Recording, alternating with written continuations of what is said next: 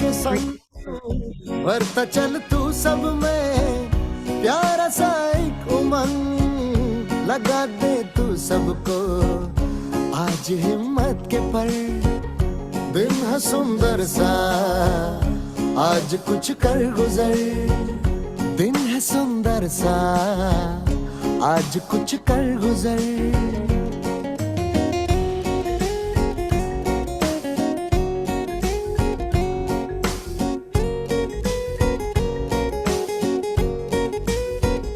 टूटे हर दिल को तू जोड़ दे प्यार से, खुदा की झलक दिखा अपने किरदार से। बना दे हर दिल को तू एक खुशियों का घर। दिन है सुंदर सा, आज कुछ कर गुजर। दिन है सुंदर सा, आज कुछ कर गुजर।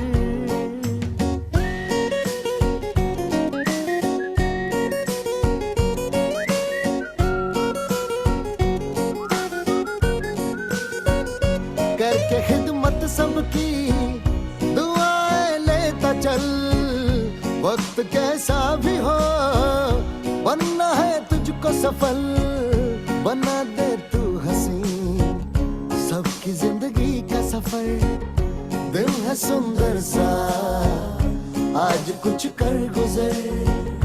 भर के खुशियां खुद में, सारी दुनिया में भर। दिन है सुंदर सा, आज कुछ कर गुजर। भर के खुशियां खुद में, सारी दुनिया में भर। दिन है सुंदर सा, आज कुछ कर गुजर।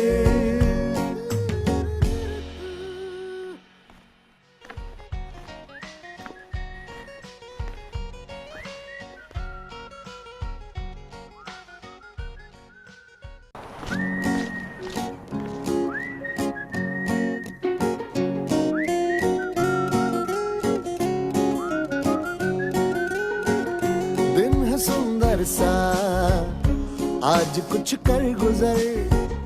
भर के खुशियां खुद में, सारी दुनिया में भर। दिन है सुंदर सा, आज कुछ कर गुजर। भर के खुशियां खुद में, सारी दुनिया में भर। मिलता चल तू सबसे मीठी मुस्कान के संग। भरता चल तू सब में, प्यारा सा एक उमंग लगा दे तू सबको। आज हिम्मत के पल, दिन है सुंदर सा, आज कुछ कर गुजर।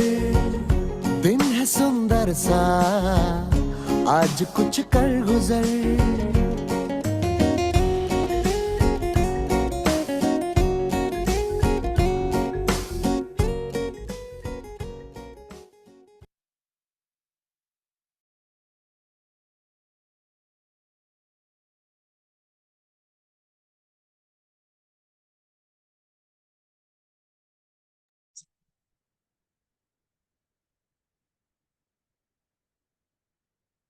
Om Shanti.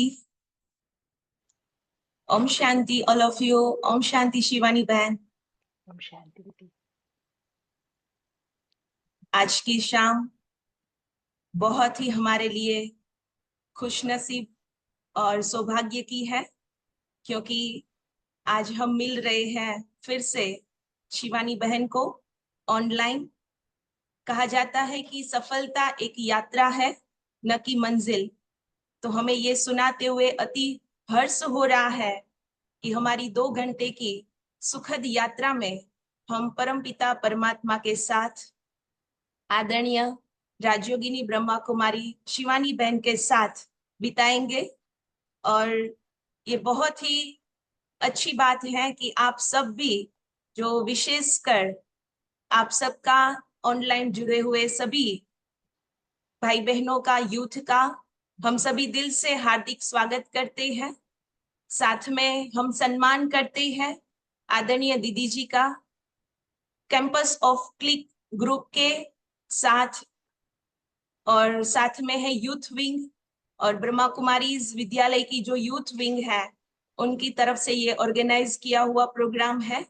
तो कैंपस ऑन क्लिक के डायरेक्टर भरत भाई हिरानी भी हमारे साथ जुड़े हुए हैं, कपिल भाई भी हैं, और आप सबकी ओर से हम शिवानी बहन आपका दिल से और सबकी ओर से फूलों से आपका हार्दिक स्वागत करते हैं, सम्मान करते हैं।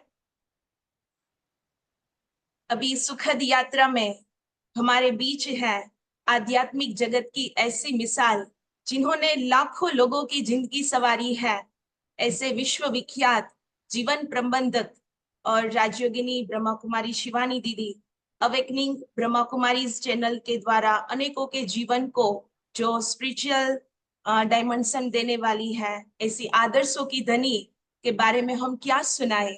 हम सब उनके सरल शब्दों से ही सफलता के कदम अभी सुनने वाले हैं। तो अभी हम सबके लिए प्रेरणा देंगी ब्रह्मा कुमारी शिवानी दीदी।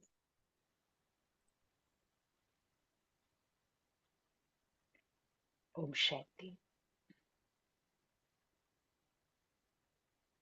आजकल सिर्फ स्टूडेंट लाइफ में नहीं, हर वर्ग में, हर आयु में एक शब्द बहुत नॉर्मल और एक्सेप्टेड है, और वो है स्ट्रेस। कि स्ट्रेस तो होता ही है। और आजकल तो स्कूल के बच्चे छोटी सी एज में भी बोलना शुरू करते हैं, स्ट्रेस तो होता ही है। और स्ट्रेस को नॉर्मल भी बोल देते हैं। और जब हम 10th 12th या कोई प्रोफेशनल एंट्रेंस एग्जाम देते हैं, तो स्ट्रेस का वर्ड पहले दिन से ही स्टार्ट हो जाता है। और वो वर्ड एक इमोशन के साथ जुड़ते जुड़ते जुड़ते जब तक हम फाइनल उस दिन तक पहुंचते हैं, तब तक वो स्ट्रेस एक अलग लेवल पर चला जाता है। पर समहाउ स्टूडेंट लाइफ में हमने इसको एक्सेप्ट ही किया हुआ था कि ये नॉर्मल है, ये ऐसा ही तो होता है। लेकिन जैसे जैसे जीवन शैली बदली, कुछ कुछ ऐसी चीजें हमारी लाइफस्टाइल में आई हैं जो हमारे मन की शक्ति को घटाती है। और इसीलिए जब हम उन सब चीजों के साथ ही इस पूरे एग्जाम की तैयारी करते हैं, चाहे स्कूल लाइफ में, चाहे कॉलेज लाइफ में, चाहे उसके बाद किसी एंट्रेंस एग्जाम के लिए, तो वो जो स्ट्रेस का लेवल होता है वो स्ट्रेस तक न रहकर कभी कभी एंजाइटी, पैनिक अटैक उससे भी ज्यादा बढ़ जाता है। और फिर उसके बाद जब रिजल्ट आता है तो कुछ और बातें आती है। तो वो जो स्टूडेंट लाइफ एक हैप्पी लाइफ होनी है, एग्जाम उसका एक नॉर्मल हिस्सा होना है, एग्जाम में नॉर्मल दिन से ज्यादा थोड़ा सा प्रेशर फील होना वो भी नॉर्मल लगता था। लेकिन अब वो उतना सहज नहीं लगता, क्योंकि वो एक्सपीरियंस जो एक बच्चा करता है वो एक अलग लेवल को जा रहा है। तो इसीलिए अभी तो जून मास में है हम, साल की शुरुआत है। तो कुछ चीजें अगर हम अभी से करना शुरू करते हैं, तो पहली बात, वो सिर्फ एग्जाम के लिए नहीं है, वो हमारी नॉर्मल लाइफस्टाइल के लिए है कि कैसे हम अपनी आंतरिक शक्ति को बढ़ाते जाएं। हम इस पूरे साल के एक्सपीरियंस को, जो जर्नी हमने वर्ड सुना, तो वो एक journey of 1 years 2 years 5 years एक जर्नी है। तो उस पूरी जर्नी को हार्ड वर्क से करेंगे, केयरलेसनेस नहीं आने देंगे, लेकिन हार्ड वर्क के साथ और नेगेटिव इमोशंस की जरूरत नहीं है कि स्ट्रेस नॉर्मल है, एंजाइटी नॉर्मल है, फियर नॉर्मल है। नहीं, क्योंकि अगर वो एक साल ऐसी क्रिएट कर दी तो फिर लास्ट डे तक पहुंचते पहुंचते मन की शक्ति और घट जाती है। तो इसीलिए जैसे हमें एग्जाम देने के लिए फिजिकली फिट होना बहुत जरूरी है। अगर हम एग्जाम वाले दिन ही बीमार पड़ गए तो हम सारी पढ़ाई जो की होगी उसका क्या करेंगे। तो फिजिकल फिटनेस उसका एक बहुत इंपॉर्टेंट हिस्सा है। उसी तरह अब इमोशनल फिटनेस उसका एक बहुत इंपॉर्टेंट हिस्सा है।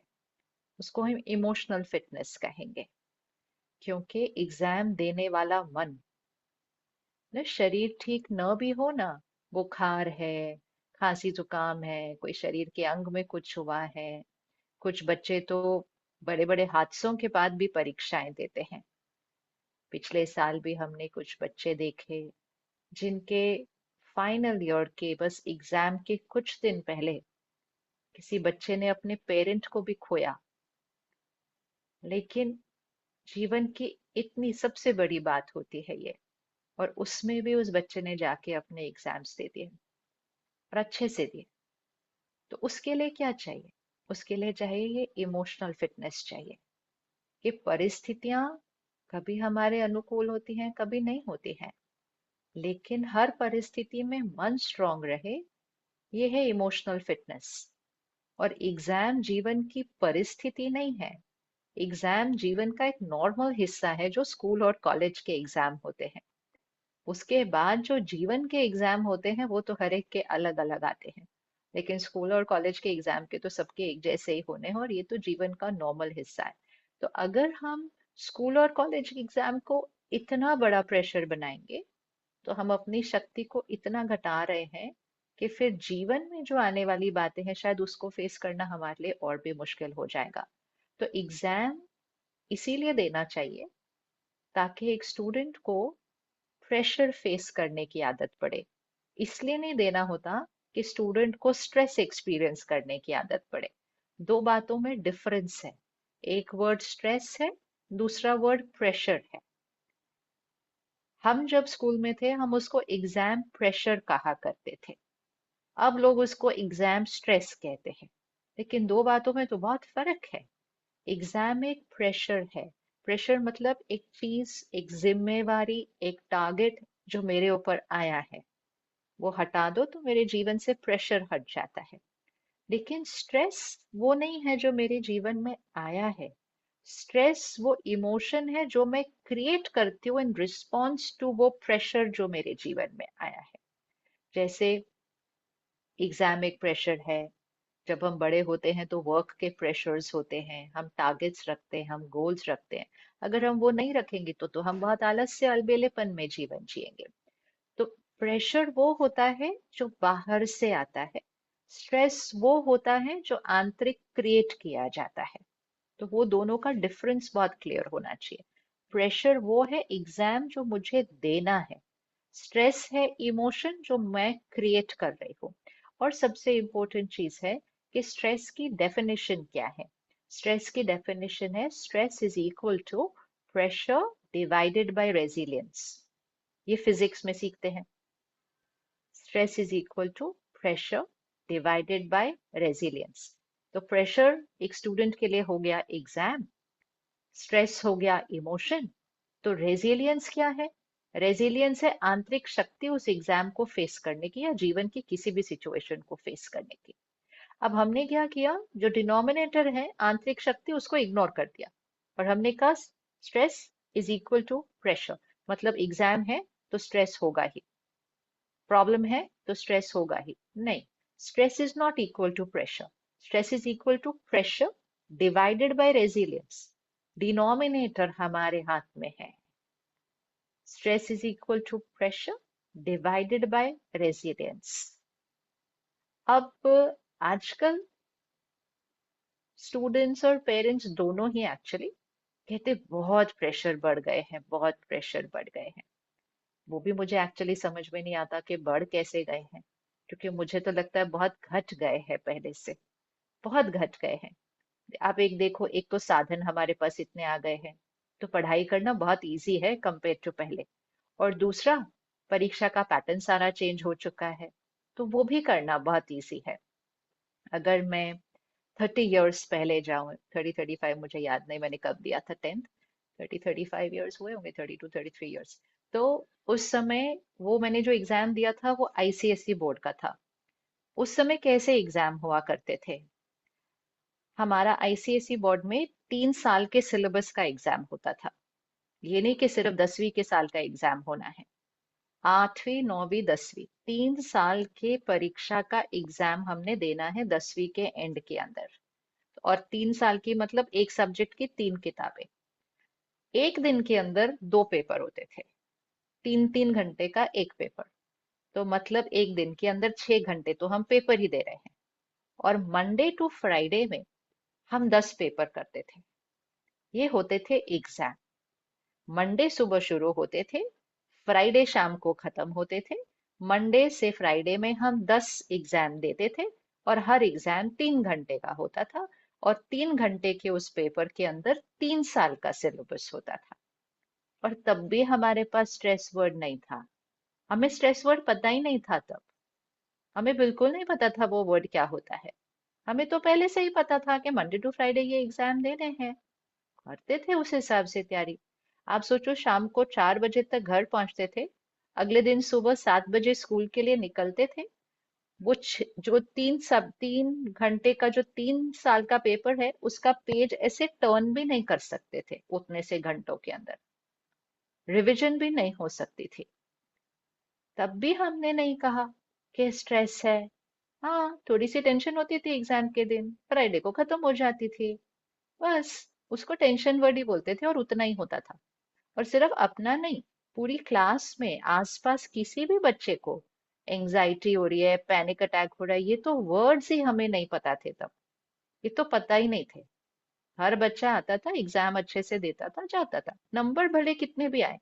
इमोशनली परफॉर्मेंस नहीं है जरूरी कि सबकी परफेक्ट है, परफॉर्मेंस तो यथाशक्ति, लेकिन इमोशनली ऐसा कुछ वाइब्रेशन नहीं हुआ करता था। हमें ये वर्ड्स ही नहीं पता थे सारे। और हम हिस्ट्री की बात नहीं कर रहे, अभी अभी के अपने जीवन काल की बात है। ना हमारे पास इंटरनेट था, ना हमारे पास लैपटॉप था, ना हम घर में बैठे लाइब्रेरी की उस बुक को एक्सेस कर सकते थे। आपके पास सब कुछ है अभी। एंड मोस्ट इम्पोर्टेंट, एग्जाम की मेथड इतनी इजी हो गई है। 1 साल का पेपर देना है और छुट्टियां कितनी सारी हैं बीच में। मतलब इतनी छुट्टियां होती हैं कि बंदा पेपर ही कवर कर ले उस उतनी छुट्टियों के अंदर ही, सिलेबस।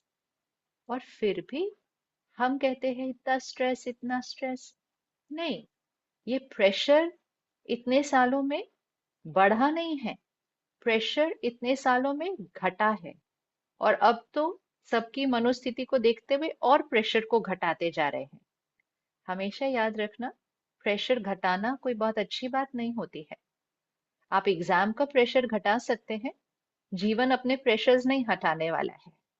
तो प्रेशर घटाना is not the solution, resilience बढ़ाना इज द सोल्यूशन। जो डिनोमिनेटर है, आंतरिक शक्ति, तो stress is equal to pressure divided by resilience. तो हमारे पास दो फैक्टर्स हैं, प्रेशर और रेजिलियंस। तो हमने क्या किया पिछले कुछ सालों में, प्रेशर को ही घटाते गए, घटाते गए, घटाते गए।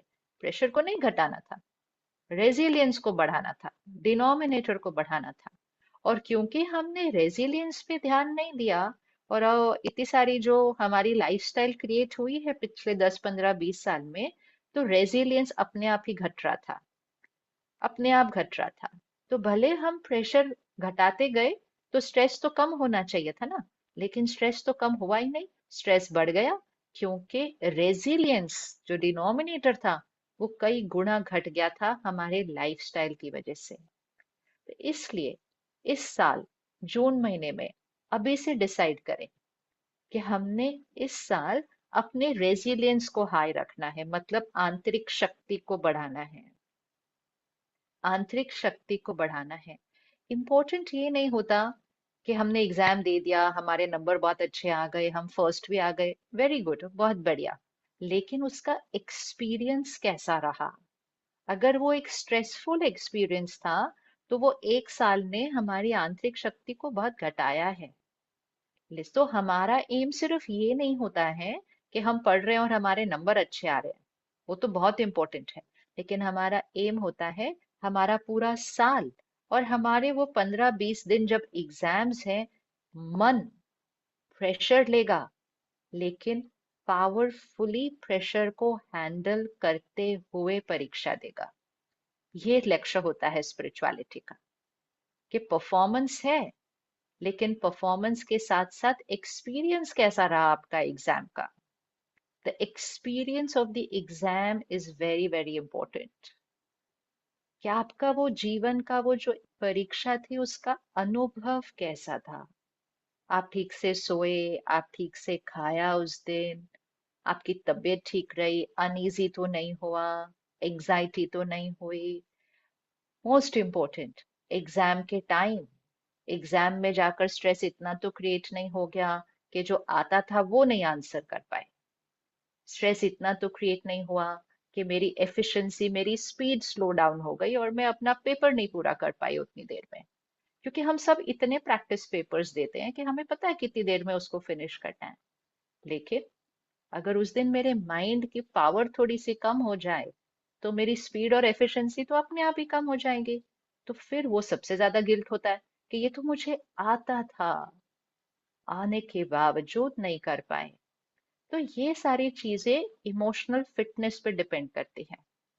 तो जितनी मेहनत आप पूरे साल में पढ़ने पर करते हैं, अगर उसके साथ साथ आप हर रोज अपनी लाइफस्टाइल में थोड़ा सा 10-15 मिनट इमोशनल फिटनेस को बढ़ाने में दे दें, तो दो चीजें होंगी।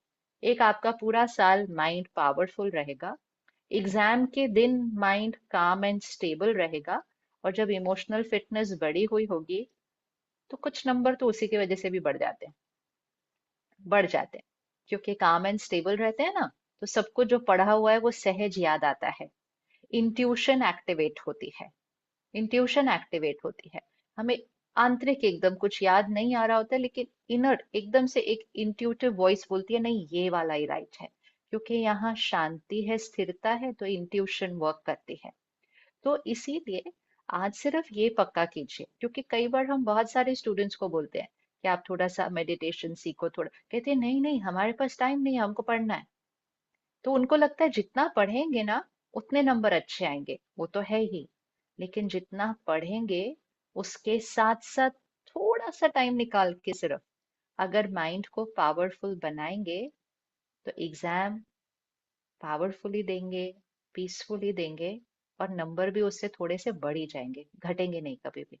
तो लेकिन वो एक अंडरस्टैंडिंग चाहिए, क्योंकि पेरेंट्स को भी लगता है और बच्चों को भी लगता है ये वेस्ट ऑफ टाइम है। ऐसे ऐसे बैठ गए 10 मिनट साइलेंस में, ये वेस्ट ऑफ टाइम है। ये वेस्ट ऑफ टाइम नहीं है, ये preparation to give an exam है। ये preparation to give an exam है। ये बहुत इंपॉर्टेंट है। आज अगर किसी भी फील्ड में, किसी भी प्रोफेशन में अगर किसी को एक्सेल करना है, तो वो सिर्फ ट्रेनिंग और टेक्निकल स्किल से एक्सेल नहीं करता है, वो अपनी मनोस्थिति की वजह से एक्सेल करता है। तो अगर मनोस्थिति हर परफॉर्मेंस में जरूरी है, तो क्या मनोस्थिति पढ़ाई में और एग्जाम के दिन जरूरी नहीं है? और अगर हमने स्कूल कॉलेज के एग्जाम्स के टाइम अपनी इमोशनल फिटनेस को बढ़ाया और वो एग्जाम्स हमने स्मूथली दिए, तो वो सिर्फ वो एग्जाम की बात नहीं होगी, वो आपके जीवन में आने वाली और चैलेंजेस और चुनौतियां और परीक्षाएं, पढ़ाई की परीक्षाएं नहीं, जीवन की परीक्षाएं, उसको फेस करने की भी ताकत आपके अंदर अभी से क्रिएट हो जाएगी। और ये जो इमोशनल फिटनेस बढ़ानी है, ये सिर्फ एग्जाम देने वाले ने नहीं बढ़ानी है। एग्जाम तो एक ही बच्चा दे रहा होता है घर में। तो ये इमोशनल फिटनेस सिर्फ उस बच्चे ने नहीं बढ़ानी है, ये इमोशनल फिटनेस पेरेंट्स ने भी बढ़ानी है।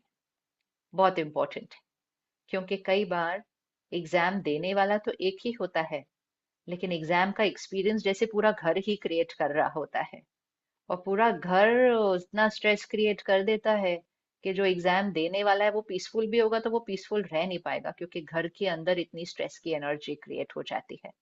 तो ये जिम्मेवारी सिर्फ उस बच्चे की नहीं होती है, पेरेंट्स की भी है, कि घर के माहौल को लाइट रखना। लाइट रखिएगा, हैप्पी रखिएगा। जितना घर का माहौल लाइट होगा, हैप्पी होगा, पावरफुल होगा, तो एग्जाम एक दे रहा है, लेकिन बाकी 2-3-4 लोग जो घर में हैं, वो घर के वाइब्रेशंस को अगर बढ़ाते हैं, तो एग्जाम देने वाले की परफॉर्मेंस अच्छी हो जाएगी। हमारा रोल सिर्फ बच्चे को पढ़ने के लिए नहीं कहने का है, उसको सब साधन लाके देने का नहीं है। हमारा बहुत इंपॉर्टेंट रोल है घर के वाइब्रेशंस को ऐसा बनाना जो उसकी पढ़ाई के लिए और उसकी मनोस्थिति के लिए बहुत अच्छे हैं।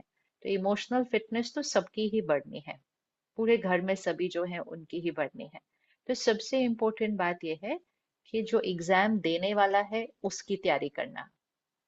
एग्जाम में जो आना है सिर्फ उसकी तैयारी नहीं करना, एग्जाम देने वाला जो मन है उसकी तैयारी करना। जब हम वो करेंगे तो हमारी फिटनेस रहेगी, उस दिन पर हम बहुत स्टेबल रहेंगे। तीसरा, हमारी इंट्यूशन पावर बढ़ेगी एग्जाम के टाइम पर। चौथा, हमारी एफिशिएंसी बढ़ेगी, हम समय से पहले पूरा कर पाएंगे। फियर हमारी स्पीड को स्लो डाउन करता है। फियर हमारी एफिशिएंसी को घटाता है। मैं कई बार हॉल्स में देखती हूँ, जैसे हम प्रोग्राम करते हैं ना, तो हॉल्स में सबको बोला जाता है कि फोन साइलेंट करना है। मतलब इतने इतने प्रोग्राम के हर प्रोग्राम में ये देखने को मिलता है। तो कई बार क्या होता है, किसी का फोन बजता है।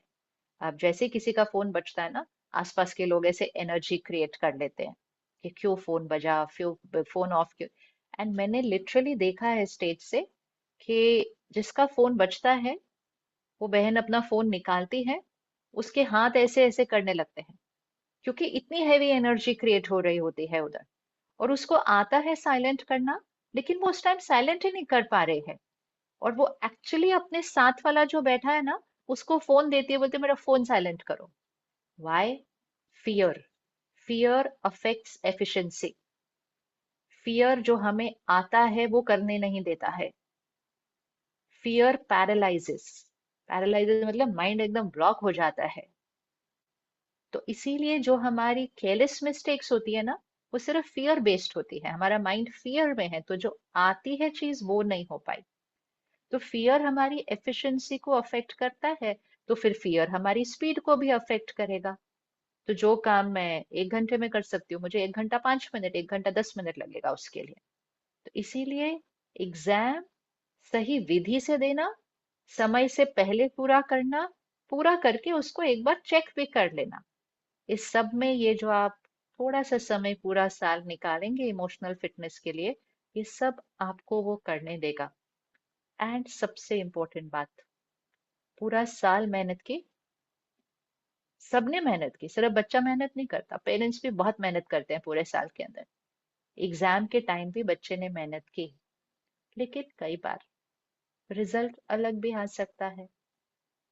जो हमने सोचा था वो नहीं आता है कई बार, और जो सोचा था शायद कई बार उससे बहुत अलग आ जाता है। तो इमोशनल फिटनेस उस टाइम भी जरूरी है, बहुत जरूरी है। याद रखते हुए कि एग्जाम बहुत बहुत बहुत इम्पोर्टेंट है, लेकिन फिर भी वो सिर्फ पढ़ाई का एक एग्जाम है। और हमें उस पढ़ाई के एग्जाम के रिजल्ट को फेस करने की जो ताकत है, वो रिजल्ट आने वाले दिन नहीं क्रिएट होती है। इस साल कितने सारे बच्चों के बारे में हमने सुना, पढ़ा, शायद हम किसी को जानते भी हो, जो एग्जाम के दिन पैनिक हो गए, या जिन्होंने कुछ और डिसीजन ले लिया। क्यों हुआ ये? इतनी मेहनत कर रहे थे, वो इतना पढ़ रहे थे, वो एक फैक्टर। और ये सिर्फ उस बच्चे का फैक्टर नहीं है जिसने कोई डिसीजन लिया, ये हम सबका फैक्टर है। क्योंकि उस बच्चे के ऊपर भी पूरी क्लास की एनर्जी का असर, पूरे माहौल की एनर्जी का असर, बहुत लोगों की वाइब्रेशंस का असर करता है। इसीलिए ये सबकी जिम्मेवारी है कि इमोशनल फिटनेस को बढ़ाना। तो उसके लिए हम छोटी छोटी लाइफस्टाइल चेंजेस करके देखते हैं कि हमें क्या करना है उसके अंदर। तो हम किस पे वर्क कर रहे हैं? हम डिनोमिनेटर पे वर्क कर रहे हैं, रेजिलियंस। डिनोमिनेटर हमारी इमोशनल फिटनेस बढ़ाएगा। इमोशनल फिटनेस हमें मेंटल हेल्थ इश्यूज पे कभी नहीं लेके जाएगी। Anxiety, panic attack, depression, even depressive feeling. Depression तो एक बीमारी है, डिप्रेस्ड फीलिंग भी नहीं आनी चाहिए, लो फीलिंग नहीं आनी चाहिए। तो ये सारी चीजों की तरफ हमें नहीं लेकर जाएगी। तो इमोशनल फिटनेस का ऑपोजिट क्या है? Emotional disease. एंड डिजीज मतलब डिस ईज।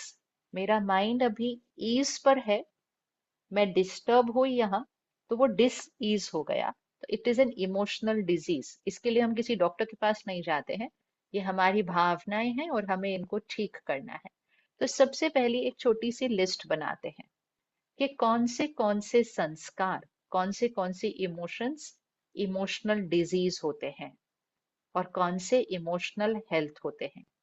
ये सारे संस्कार या इमोशंस आपके एग्जाम से रिलेटेड नहीं है, लेकिन ये आपकी इमोशनल फिटनेस से रिलेटेड है, कि आपको पूरा साल फिट रहना पड़ेगा ताकि आप उस दिन फिट रहेंगे। तो एक छोटी सी लिस्ट बनाते हैं, आप खुद इस लिस्ट को बनाएंगे। लेफ्ट हैंड साइड पे हम उन इमोशंस को लिखेंगे जो डिस्टर्बिंग होते हैं, हमारी शक्ति घटाते हैं। और राइट हैंड साइड पे हम उन इमोशंस को लिखेंगे जो हमारे माइंड को बहुत काम एंड स्टेबल और पावरफुल फील कराता है। तो आप लिखते जाएंगे। है तो बहुत इजी, हम सबको पता है, लेकिन हम इसलिए लिख रहे हैं ताकि हम उन इमोशंस पर इस साल अटेंशन रखेंगे। ये छोटी छोटी अटेंशन जो हम इस साल रखेंगे, ये हमारे एग्जाम के दिन की एफिशिएंसी को बढ़ाने वाली है 100%। और ये अटेंशन सिर्फ स्टूडेंट नहीं, सब रखने वाले हैं। टीचर्स रखें, पेरेंट्स रखें, सब रखें, क्योंकि ये सबके यूज होने वाली है। तो सबसे पहला इमोशन स्ट्रेस, वो हमारे लेफ्ट हैंड साइड पर आएगा क्योंकि वो माइंड को डिस्टर्ब करता है। स्ट्रेस का ऑपोजिट जो राइट हैंड साइड पर आता है वो है काम एंड स्टेबल, शांत और स्थिर। इस तरफ है तनाव, स्ट्रेस, और दूसरी तरफ है शांत और स्थिर मन, एंगर, गुस्सा। ये लेफ्ट हैंड साइड पर आएगा। भले हम कहते रहते हैं नहीं गुस्सा करना तो नॉर्मल है, गुस्सा तो आएगा ही। गुस्सा आएगा नहीं, गुस्सा हम क्रिएट करते हैं, और हर बार जब हम गुस्सा क्रिएट करते हैं आंतरिक शक्ति घटती है। तो इसको एक बैटरी की तरह विजुअलाइज करो। पावर, ये बैटरी मुझे फुल चाहिए मेरे एग्जाम के दिन, तब मेरी एफिशिएंसी पीक परफॉर्मेंस पे जाएगी। तो इस बैटरी को फुल उस दिन नहीं कर सकते जिस दिन एग्जाम है। ये मेरी इनर पावर, मेरी आंतरिक शक्ति है। इसको मुझे जीवन में बैटरी फुल जीना है, चाहे वो स्टूडेंट लाइफ है, चाहे वो मेरी लाइफ किसी भी एज में है अभी, मुझे इसको फुल रखना है। तो गुस्सा इस बैटरी को कम करता है। Every time we create anger, it's energy depleting, it's energy depleting. गुस्से का ऑपोजिट कंपैशन, सद्भावना, शांति, समझना कि दूसरे ने जो किया वो उसका नजरिया था, वो उसका काम करने का तरीका था। दूसरे ने आपका कहना नहीं माना, वो उसका संस्कार आपसे अलग है।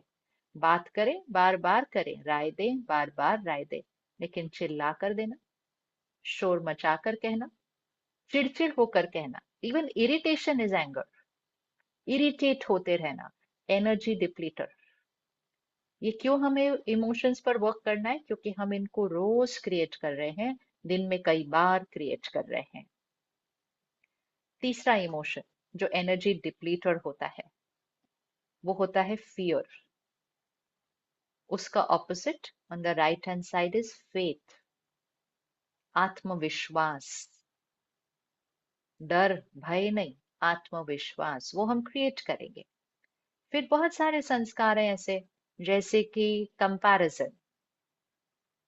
कंपैरिजन, जब भी हम अपने आप को दूसरे के साथ कंपेयर करते हैं, हम या तो अपने आप को सुपीरियर फील कराते हैं या हम अपने आप को इंफीरियर फील कराते हैं, किसी भी एस्पेक्ट में। चाहे वो पढ़ाई में हो, कई बार लुक्स में होता है, कई बार लोग हमारे बारे में क्या सोचते हैं उस बारे में होता है। तो कंपैरिजन शक्ति घटाएगा मन की। सेल्फ रिस्पेक्ट, मुझे पता है कि मैं कौन हूँ और मैं अपने पे वर्क करूँ और आगे बढ़ने के लिए। चाहे वो मेरे संस्कारों में है, चाहे वो मेरी लुक्स में है, चाहे वो मेरी परफॉर्मेंस में, कोई भी aspect of a student life, कोई भी aspect, it's not comparison, it is self respect, स्वमान। कंप्लेन, शिकायत करने की आदत, ये ठीक नहीं है, वो ठीक नहीं है, ऐसे नहीं होना चाहिए, वैसे नहीं होना चाहिए, हमेशा असंतुष्ट, आत्मा की शक्ति को घटाता है, बैटरी कम होगी। ग्रैटिट्यूड, शुक्राना, आज से एक संस्कार बनाएं, रोज सुबह दिन की शुरुआत शुक्राना से करें। परमात्मा का शुक्रिया करें, मन और शरीर का शुक्रिया करें, लोगों का शुक्रिया करें, सारे साधन जो हमारे पास हैं उसके लिए शुक्रिया करें। बस शुक्रिया शुक्रिया, प्रकृति के लिए शुक्रिया करें। सुबह सुबह set your mind to the vibration of gratitude, शुक्रिया। जब हम सुबह सुबह शुक्रिया की एनर्जी क्रिएट करते हैं, ये बैटरी चार्ज होने लगती है।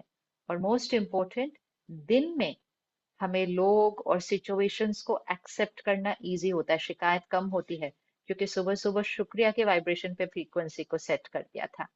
तो कंपैरिजन नहीं, कंप्लेंट नहीं, क्रिटिसिज्म, लोगों की गलतियां ढूंढना, ये ऐसा है, ये वैसा है, ये अगर एक टीचर है, वो गलतियां ढूंढेगा करेक्ट करने के लिए। बाकी हम जो आसपास में गलतियां ढूंढते रहते हैं सारा दिन, इट्स जस्ट प्लेन गॉसिप। वो सिर्फ गॉसिप है, वो सिर्फ बातें करना है एक दूसरे के बारे में।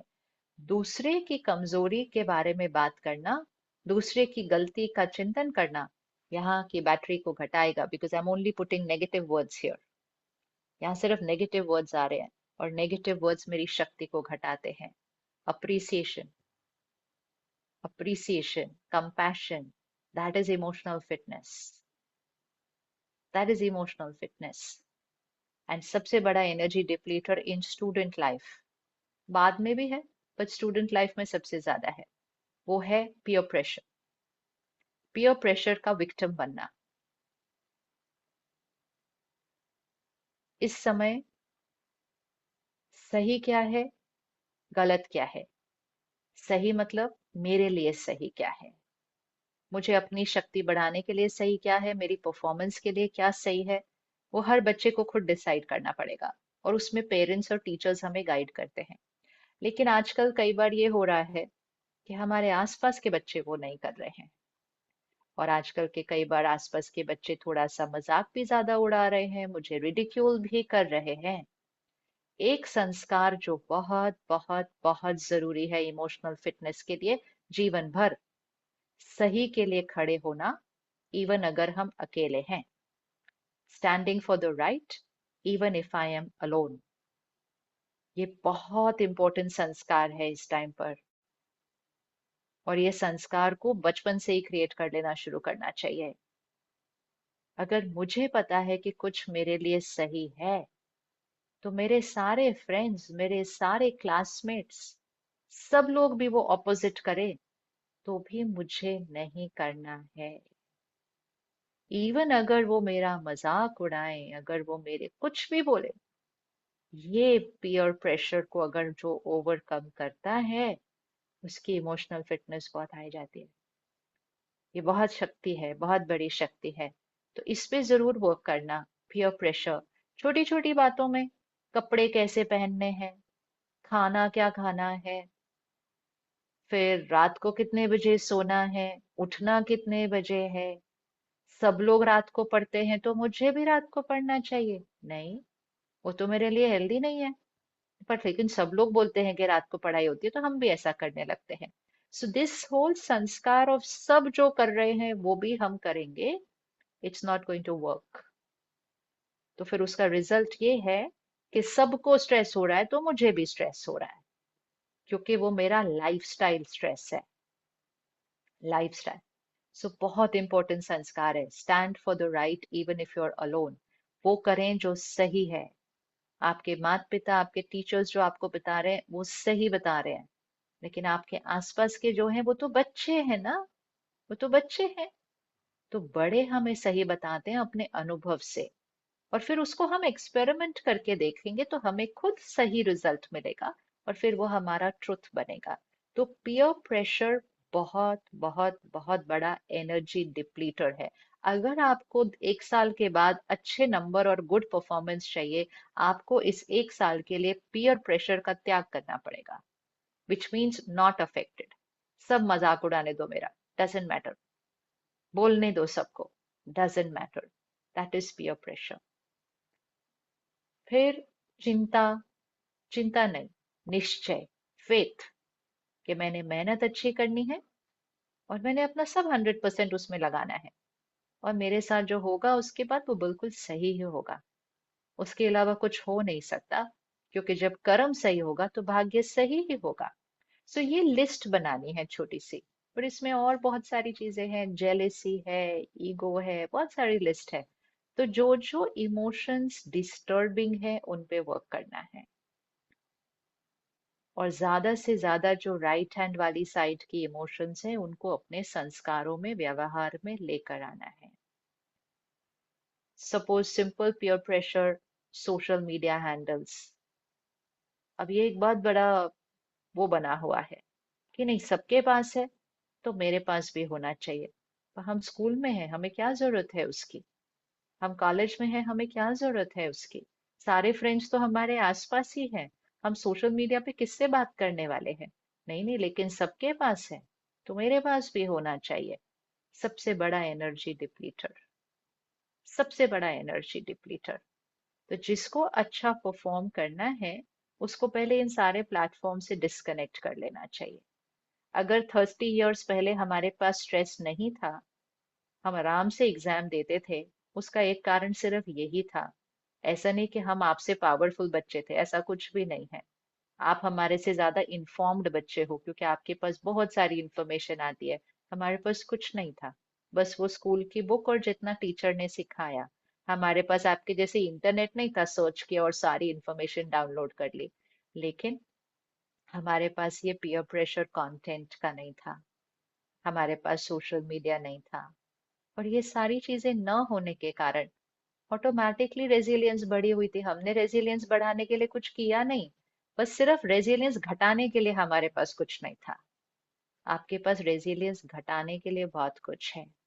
और अगर आप उन चीजों को डिस्कनेक्ट कर दें जब तक आपका वो एग्जाम है, और वो सिर्फ लास्ट 1 मंथ में नहीं होगा, पूरे साल की मेहनत है ये, तो आप भी वैसे ही एग्जाम्स देंगे जैसे हम 30 इयर्स पहले दे रहे थे। उल्टा शायद और बेटर देंगे, क्योंकि आपके एग्जाम ज्यादा इजियर हैं अभी 30 इयर्स पहले से। इस समय एग्जाम इजियर है, इस समय कॉलेजेस इतने हैं। हमारे पास तो कॉलेजेस ही ज्यादा नहीं होते थे, तो इसलिए everything is easy right now. सिर्फ unplug, disconnect from these energy depleters जो आ गए हैं सारे। एंड वो मोस्टली है ये so much of content consumption, this social media handle जो अडिक्टिव है। अब एडिक्शन क्या करती है? एडिक्शन मतलब डिपेंडेंसी, एडिक्शन एक एनर्जी डिप्लीटर है। तो जब हम स्कूल और कॉलेज में थे, तब एडिक्शन सिर्फ, और स्कूल में तो खैर कोई एडिक्शन हुआ ही नहीं करती थी, लेकिन कॉलेज में भी अगर हम बात करते थे तो किसी को स्मोकिंग की एडिक्शन, किसी को अल्कोहल की एडिक्शन। तो वो बहुत क्लियर होता था कि जिसको भी ऐसी कोई एडिक्शन हो गई, उसके तो परफॉर्मेंस के बारे में कोई बात नहीं करता था उसके बाद, कि भाई इसकी परफॉर्मेंस तो अफेक्ट होगी ही होगी क्योंकि इसको एडिक्शन है। सो एडिक्शन जब किसी चीज की होती है, तो सपोज किसी को अल्कोहल की एडिक्शन है या किसी को स्मोकिंग की एडिक्शन है, तो वो अल्कोहल और स्मोकिंग हमारी बॉडी पर क्या करता है वो सबको पता है, वो हमारे माइंड को क्या करता है वो भी पता है। लेकिन सबसे इंपॉर्टेंट एनर्जी डिप्लीटर जो है, वो है एडिक्शन का pattern. Addiction itself is an energy depleter, because addiction मतलब मेरा मेरे मन पर संयम नहीं है, मेरा मन बार बार किसी चीज की तरफ खिंच रहा है। मैं उस चीज को करना नहीं चाहती, लेकिन क्योंकि वो मेरी एक एडिक्शन बन गई है, न चाहने के बावजूद मेरा ध्यान बार बार उधर जा रहा है। That is addiction. So addiction means I have to strengthen my mind. तो एडिक्शन मतलब मन की स्थिति कमजोर, जो करना नहीं चाहते हैं वो मन हमसे करवा रहा है, तो हम मन के मालिक नहीं, तो मन की शक्ति कम। तो any addiction is an energy depleter. लेकिन वो एडिक्शंस उस एज में आया करती थी। अब वो एडिक्शंस कब आ रही हैं? अब वो आ रही हैं स्कूल में, बहुत छोटी एज में, क्योंकि वो सोशल मीडिया हैंडल एडिक्शन हो गई है, वो कंटेंट कंजम्पशन एडिक्शन हो गई है। अब हम कहते हैं कोई बात नहीं, 1 घंटा ही देखा, आधा घंटा ही देखा। इट इज नॉट अबाउट कितनी देर देखा, इट इज अबाउट आपका माइंड अगर उसकी तरफ खिंचता है, आपका माइंड अगर उसकी तरफ खिंचता है, आपने डिसाइड किया था कि इतनी देर देखना है फिर भी उससे ज्यादा देखा है, then your mind is addicted to that system. तो वो एडिक्शन का संस्कार एनर्जी डिप्लीटर है। सो एज अ स्टूडेंट, क्यों अल्कोहल स्मोकिंग इस सब की एज आगे की रखी जाती है? It is after we finish education. Education के बाद होना चाहिए अलाउड, वैसे तो किसी के लिए नहीं होना चाहिए, बट फिर भी जिसको लेना है, पढ़ाई तो पूरी कर लो पहले अच्छे से, क्योंकि पढ़ाई पर ये असर कर देगी चीज। लेकिन इस एडिक्शन का क्या करेंगे जो स्कूल लाइफ में आ गई है? हमें तो 8 साल के 10 साल के बच्चे मिलते हैं, कहते मेरा रुकता ही नहीं है, मेरा बार बार ध्यान जाता है उस पे, I am putting that all that. तो एडिक्शन इज एन एनर्जी डिप्लीटर। ये मन की शक्ति को घटाता है, मन का मालिक नहीं मन का गुलाम बनाता है। तो वो सिर्फ आप टाइम वेस्ट नहीं कर रहे हैं। एक बार हम कई बार कहते हैं आधा घंटा वेस्ट कर दिया, 1 घंटा। इट इज नॉट अबाउट आधा घंटा 1 घंटा। कुछ नहीं होगा आधा घंटा वेस्ट हो गया तो, अगर वो आधा घंटा आप कुछ अच्छा कर रहे थे तो। लेकिन अगर आधा घंटा आप सिर्फ अपने अडिक्टिव पैटर्न को री ही कर रहे हैं, तो वो आधा घंटा नहीं है, वो बहुत सारी मानसिक शक्ति पर असर किया है। That is resilience building. इसीलिए पीयर प्रेशर पर काम करना बहुत जरूरी है, कि आपके क्लास में सबके सोशल मीडिया हैंडल्स भी हो तो भी आपके नहीं होने चाहिए। अगर आपने कुछ दिन तो नहीं, कुछ महीने हुए होंगे, अखबारों में आया था ये, कि अमेरिका में कई 30 स्टेट्स ने, यूएसए के 30 स्टेट्स ने इन कंपनीज के ऊपर केस फाइल किया था। एंड उस केस का ये था एसेंस, कि you are responsible for the mental health of our youth. Issues इश्यूज हमारे कंट्री में, हमारे स्टेट में चल रहे हैं, इसके जिम्मेवार आप हैं, मानसिक बीमारियों के। ये केस है। तो जब हमें ये पता चल जाता है, हमें ये नॉलेज भी मिल जाती है, फिर भी हम वही ऐप को, वही प्लेटफॉर्म को, वही सोशल मीडिया हैंडल को फिर भी यूज कर रहे हैं, then itself is an addiction. ये वैसे ही होता है जैसे एक सिगरेट के पैकेट पे लिखा होता है, ये मत लेना, ये हानिकारक है, इससे कैंसर हो सकता है। वो पढ़ते हुए, देखते हुए व्यक्ति उस पैकेट को खरीदता है और स्मोक करता है। That is called an addiction. तो आज हम सब बच्चों को भी सब कुछ पता है, लेकिन हम फिर भी कर रहे हैं, because it is an addiction. तो ये नहीं सोचना कि बोर्ड के एग्जाम के टाइम हम छोड़ देंगे, या प्रोफेशनल एग्जाम के टाइम हम छोड़ देंगे। आप छोड़ देंगे, बट सब बच्चे नहीं छोड़ पाते। और छोड़ भी देंगे वो भी बहुत अच्छा है, लेकिन एडिक्शन ने तो फिर भी आपकी एनर्जी को घटाया। तो क्यों क्यों ऐसी आदतों की तरफ जाना है? कारण सिर्फ एक है, सब कर रहे हैं, सब कर रहे हैं। वो बहुत बहुत एडिक्टिव है, क्योंकि वो बनाई एडिक्टिव गई है। कुछ साल पहले एक डॉक्यूमेंट्री बनी थी, जिसका नाम था द सोशल डिलेमा। मैं तो देखी नहीं, लेकिन उसमें एक लाइन है, और उस लाइन में, वो जो मूवी में वो डॉक्यूमेंट्री थी, उसमें जो लोग थे, वो सब वो लोग थे जो इन्हीं कंपनीज में काम करते हैं। और उन्होंने उसमें एक लाइन कही थी, this is designed to manipulate your mind. It is designed to manipulate your mind. एक स्टूडेंट बचपन में अगर अपने माइंड को मैनिपुलेट होने देगा, तो शक्ति कैसे बढ़ेगी फिर बाद में? तो किसी को भी अगर सच्चे में अपनी शक्ति बढ़ानी, और ये हम सिर्फ स्टूडेंट्स को नहीं, बड़ों को भी करने की जरूरत है, किसी को भी अपनी शक्ति बढ़ानी है, तो सिर्फ disconnect from content, disconnect from this sanskar of scrolling and scrolling and scrolling and consuming, mindlessly consuming. तो सिर्फ अडिक्टिव संस्कार एनर्जी डिप्लीटर है। दूसरा डिप्लीटर है हम जो कंज्यूम कर रहे हैं, उसका कंटेंट की क्वालिटी क्या है, क्वालिटी क्या है उसके अंदर। अगर जो हमने लेफ्ट हैंड साइड पे इमोशंस लिखे हैं, अगर जो हम कंटेंट कंज्यूम कर रहे हैं उसमें वो लेफ्ट हैंड साइड वाले इमोशंस हैं, चीखना है, चिल्लाना है, डर है, क्राइम है, जेलेसी है, लस्ट है, ईगो है, कॉमेडी है जिसमें किसी को नीचे गिराया जा रहा है, अगर हम ऐसा कंटेंट कंज्यूम करते हैं, तो वो हमारे वो लेफ्ट हैंड साइड वाले संस्कार को एक्टिवेट करता रहता है। तो फिर वो भी एनर्जी डिप्लीटर है। तो एडिक्शन का pattern energy depleter, and quality of content consumed energy depleter, double energy depleter हुआ। एंड ये एक मुख्य कारण है क्यों वो ही एग्जाम जो पहले आराम से दिए जा रहे थे, आज मुश्किल लगते हैं। उसका एक ही रीजन है, कि वो जो मन की शक्ति की कमजोरी है, वो सिर्फ इन चीजों की वजह से आई है, क्योंकि 30 साल पहले तो ये चीजें नहीं थी, नहीं थी। तो हमें कभी कमजोरी फील नहीं, और हमें मतलब पूरी क्लास में किसी को फील नहीं होती थी, which is so normal to go and give an exam. तो जो हमें नॉलेज मिल जाए इस बात की, तो हम छोड़े उसको, एक धक में छोड़े। जब हम एग्जाम दिया करते थे, मुझे याद है पूरी क्लास में ये हुआ करता था, कि जिन बच्चों को अच्छे से पढ़ना होता था, उनके पेरेंट्स उस साल में केबल टीवी को डिस्कनेक्ट कर देते थे, कि इस साल हमारे घर में कोई टीवी नहीं देखेगा, हमारा बच्चा 10th स्टैंडर्ड में पढ़ने वाला है। अपने आप कंटेंट चेंज हो जाता था उस साल के लिए, बच्चा आराम से पढ़ लेता था। लेकिन अब वो टीवी टीवी पर नहीं ना, हाथ में आ गया है सबके। और वो भी एक अडिक्टिव स्टाइल में आ गया है। टीवी हमारे कंट्रोल में होता है, हम सिलेक्ट करते हैं कौन सा हमें चैनल जाना है। फोन पे जो कंटेंट आ रहा है वो हमारे कंट्रोल पे नहीं है, वो हमें देते जा रहे हैं, वो हमें देते जा रहे हैं। सो प्लीज रिमेम्बर, वो बनाया उस तरह से जा रहा है कि आप उधर से हटे ना। It is made that way कि आप हटे ना। तो देर इज नो वे कि आप हट पाएंगे। तो कई बच्चे सोचते हैं, नहीं नहीं नहीं हमारा हो जाएगा। नहीं होगा। कुछ दिन पहले मैं एक 10th स्टैंडर्ड के बच्चे से बात कर रही थी। अभी उसने डिसाइड किया था बचपन से उसको क्या बनना है, और बहुत बहुत हार्ड वर्किंग एंड बहुत इंटेलिजेंट बच्चा। लेकिन 10th स्टैंडर्ड तक पहुंचते पहुंचते सोशल मीडिया हैंडल्स पे अकाउंट्स भी क्रिएट हो गए, फोन पे चैटिंग भी शुरू हो गई, और ऐसे ऐसे 1-2 घंटे रात को निकल ही जाते थे।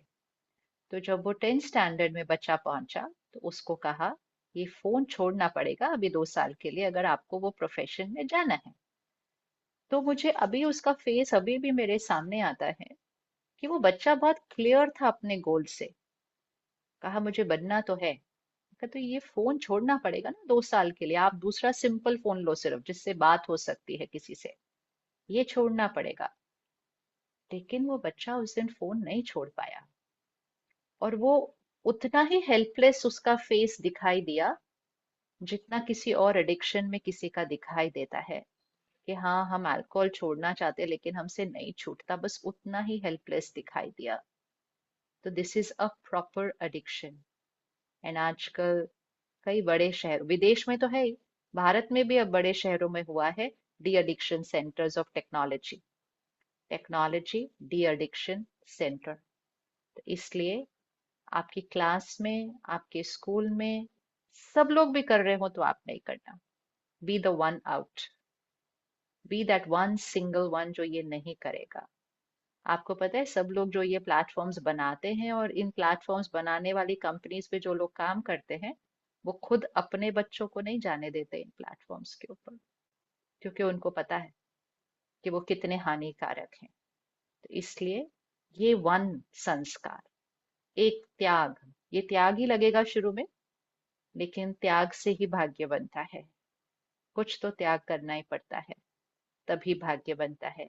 नहीं तो सारी मेहनत भी कर रहे हैं लेकिन साथ साथ एनर्जी भी डिप्लीट कर रहे हैं। तो ये एनर्जी डिप्लीटर को हटाना है, उसको हटाएंगे। अब सिंपल लाइफस्टाइल्स जिससे हम अपनी एनर्जी को, इमोशनल फिटनेस को रोज बढ़ा सकते हैं। सबसे इंपॉर्टेंट फैक्टर है हमारा स्लीप साइकिल। स्लीप साइकिल बहुत बहुत इंपॉर्टेंट कारण है इमोशनल डिस्कम्फर्ट का। Improper sleep. अब बहुत सारे बच्चे कहते हैं हम अपना सो लेते हैं 8 घंटे, भले हम कितने भी बजे सोए। इट इज नॉट अबाउट हम कितने घंटे सोते हैं, सिर्फ वो नहीं होता है। इट इज अबाउट कितने बजे सोते हैं, इट इज अबाउट कितनी गहरी नींद सोते हैं। इट्स नॉट 8 घंटे सोए कभी भी सो लिया, ऐसा नहीं होता है। तो बचपन से हम तो स्कूल में सीखते आए थे ये, early to bed early to rise makes a person healthy wealthy and wise. तो हेल्दी वेल्दी वाइज बनने के लिए हम जल्दी सोते थे और जल्दी उठते थे। ये नॉर्मल हुआ करता था उस समय, कोई डिफरेंट बात नहीं थी। वैसे भी 24 घंटे के साइकिल के अंदर जो हाईएस्ट वाइब्रेशनल टाइम साइकिल है वो है 4 से 5 बजे का समय, जिसको ब्रह्म मुहूर्त कहा जाता है, जिसको अमृत वेला कहा जाता है। ब्रह्म मुहूर्त मतलब highest vibration time of the 24 hours cycle. उस हाईएस्ट वाइब्रेशन टाइम में माइंड की अब्जॉर्प्शन पावर हाईएस्ट होती है, इंट्यूशन पावर हाईएस्ट होती है, क्लैरिटी हाईएस्ट होती है। इस ब्रह्म मुहूर्त के समय को जरूर यूज करना चाहिए पढ़ने के लिए। जो आप रात को 2 घंटे में पढ़ेंगे ना, वो सुबह आप आधे पौने घंटे में कंज्यूम कर लेंगे, पढ़ लेंगे। इतना फर्क होता है रात की एनर्जी में और सुबह की एनर्जी में। तो इसीलिए अभी से, एग्जाम के दिनों के लिए नहीं, अभी से लाइफस्टाइल के लिए। लेकिन आपके आसपास के सब बच्चे कहेंगे आपको, नहीं नहीं रात को ही पढ़ाई बहुत अच्छी होती है। सबसे बड़ी भ्रांति, सबसे बड़ी भ्रांति है ये कि रात को पढ़ाई अच्छी होती है। पढ़ाई सुबह सुबह बहुत अच्छी होती है। So the mind is like a blotting paper. जब आप रात को 9-10 बजे बैठेंगे पढ़ने के लिए, तब तक तो वो पूरे दिन से वो ब्लॉटिंग पेपर तो इतना भर चुका है, उस पे अब आप जो पढ़ेंगे वो कितना अंदर जाएगा। लेकिन अगर आप सो जाएंगे अभी, ब्लॉटिंग पेपर बिल्कुल साफ हो जाएगा और आप 4 बजे उठ के पढ़ेंगे, तो वो ब्लॉटिंग पेपर चूस लेगा उसके बाद जो आप पढ़ेंगे उसको। मुझे अभी तक याद आता है कि जब हमारे एक्चुअल दिन ऑफ एग्जाम भी होता था और हमें बहुत कम सोना है, सपोज मुझे कम सोना है एग्जाम के दिन, मुझे और कुछ पढ़ना है, तो अगर मैंने डिसाइड किया कि मुझे सिर्फ 4 घंटे सोना है, मुझे और नहीं सोना है कल के लिए, तो वो 4 घंटे भी 10 से 2 हुआ करते थे। ये नहीं कि 2 बजे से 6 बजे तक सो रहे, नहीं, 10 से 2 हुआ करते थे। It was always go to sleep by 10-11। तो वो टाइम पे जब सोते हैं तो हमारी एनर्जाइजिंग हाईएस्ट होती है। तो साइंटिफिकली भी highest energising time of sleep is 10 to 4। 10 से 4 के बीच हर एक को सोना चाहिए। अगर मैं 10 बजे की जगह 11 बजे सोई, 12 बजे सोई, तो मेरा 1 घंटा 2 घंटा energising and healing of mind and body कम होता है। तो 10 to 4 नॉर्मल भी, हम 10 to 4 सोते हैं। और जल्दी ज्यादा सोना है तो हम जल्दी सो जाते हैं। आपको और थोड़ा सोना है तो आप 5 बजे उठ जाइए। लेकिन ऑपोजिट मत कीजिए, 1 बजे तक पढ़ रहे हैं, 2 बजे तक पढ़ रहे हैं, फिर 7 बजे उठ रहे हैं, 8 बजे उठ रहे हैं। It's not that way. किसान बीज कभी भी नहीं बो सकता है, उसको सही समय पर सही विधि से बीज बोना पड़ता है। There is the right time to sow the seed. Similarly there is a right time to sleep and there is a right time to study.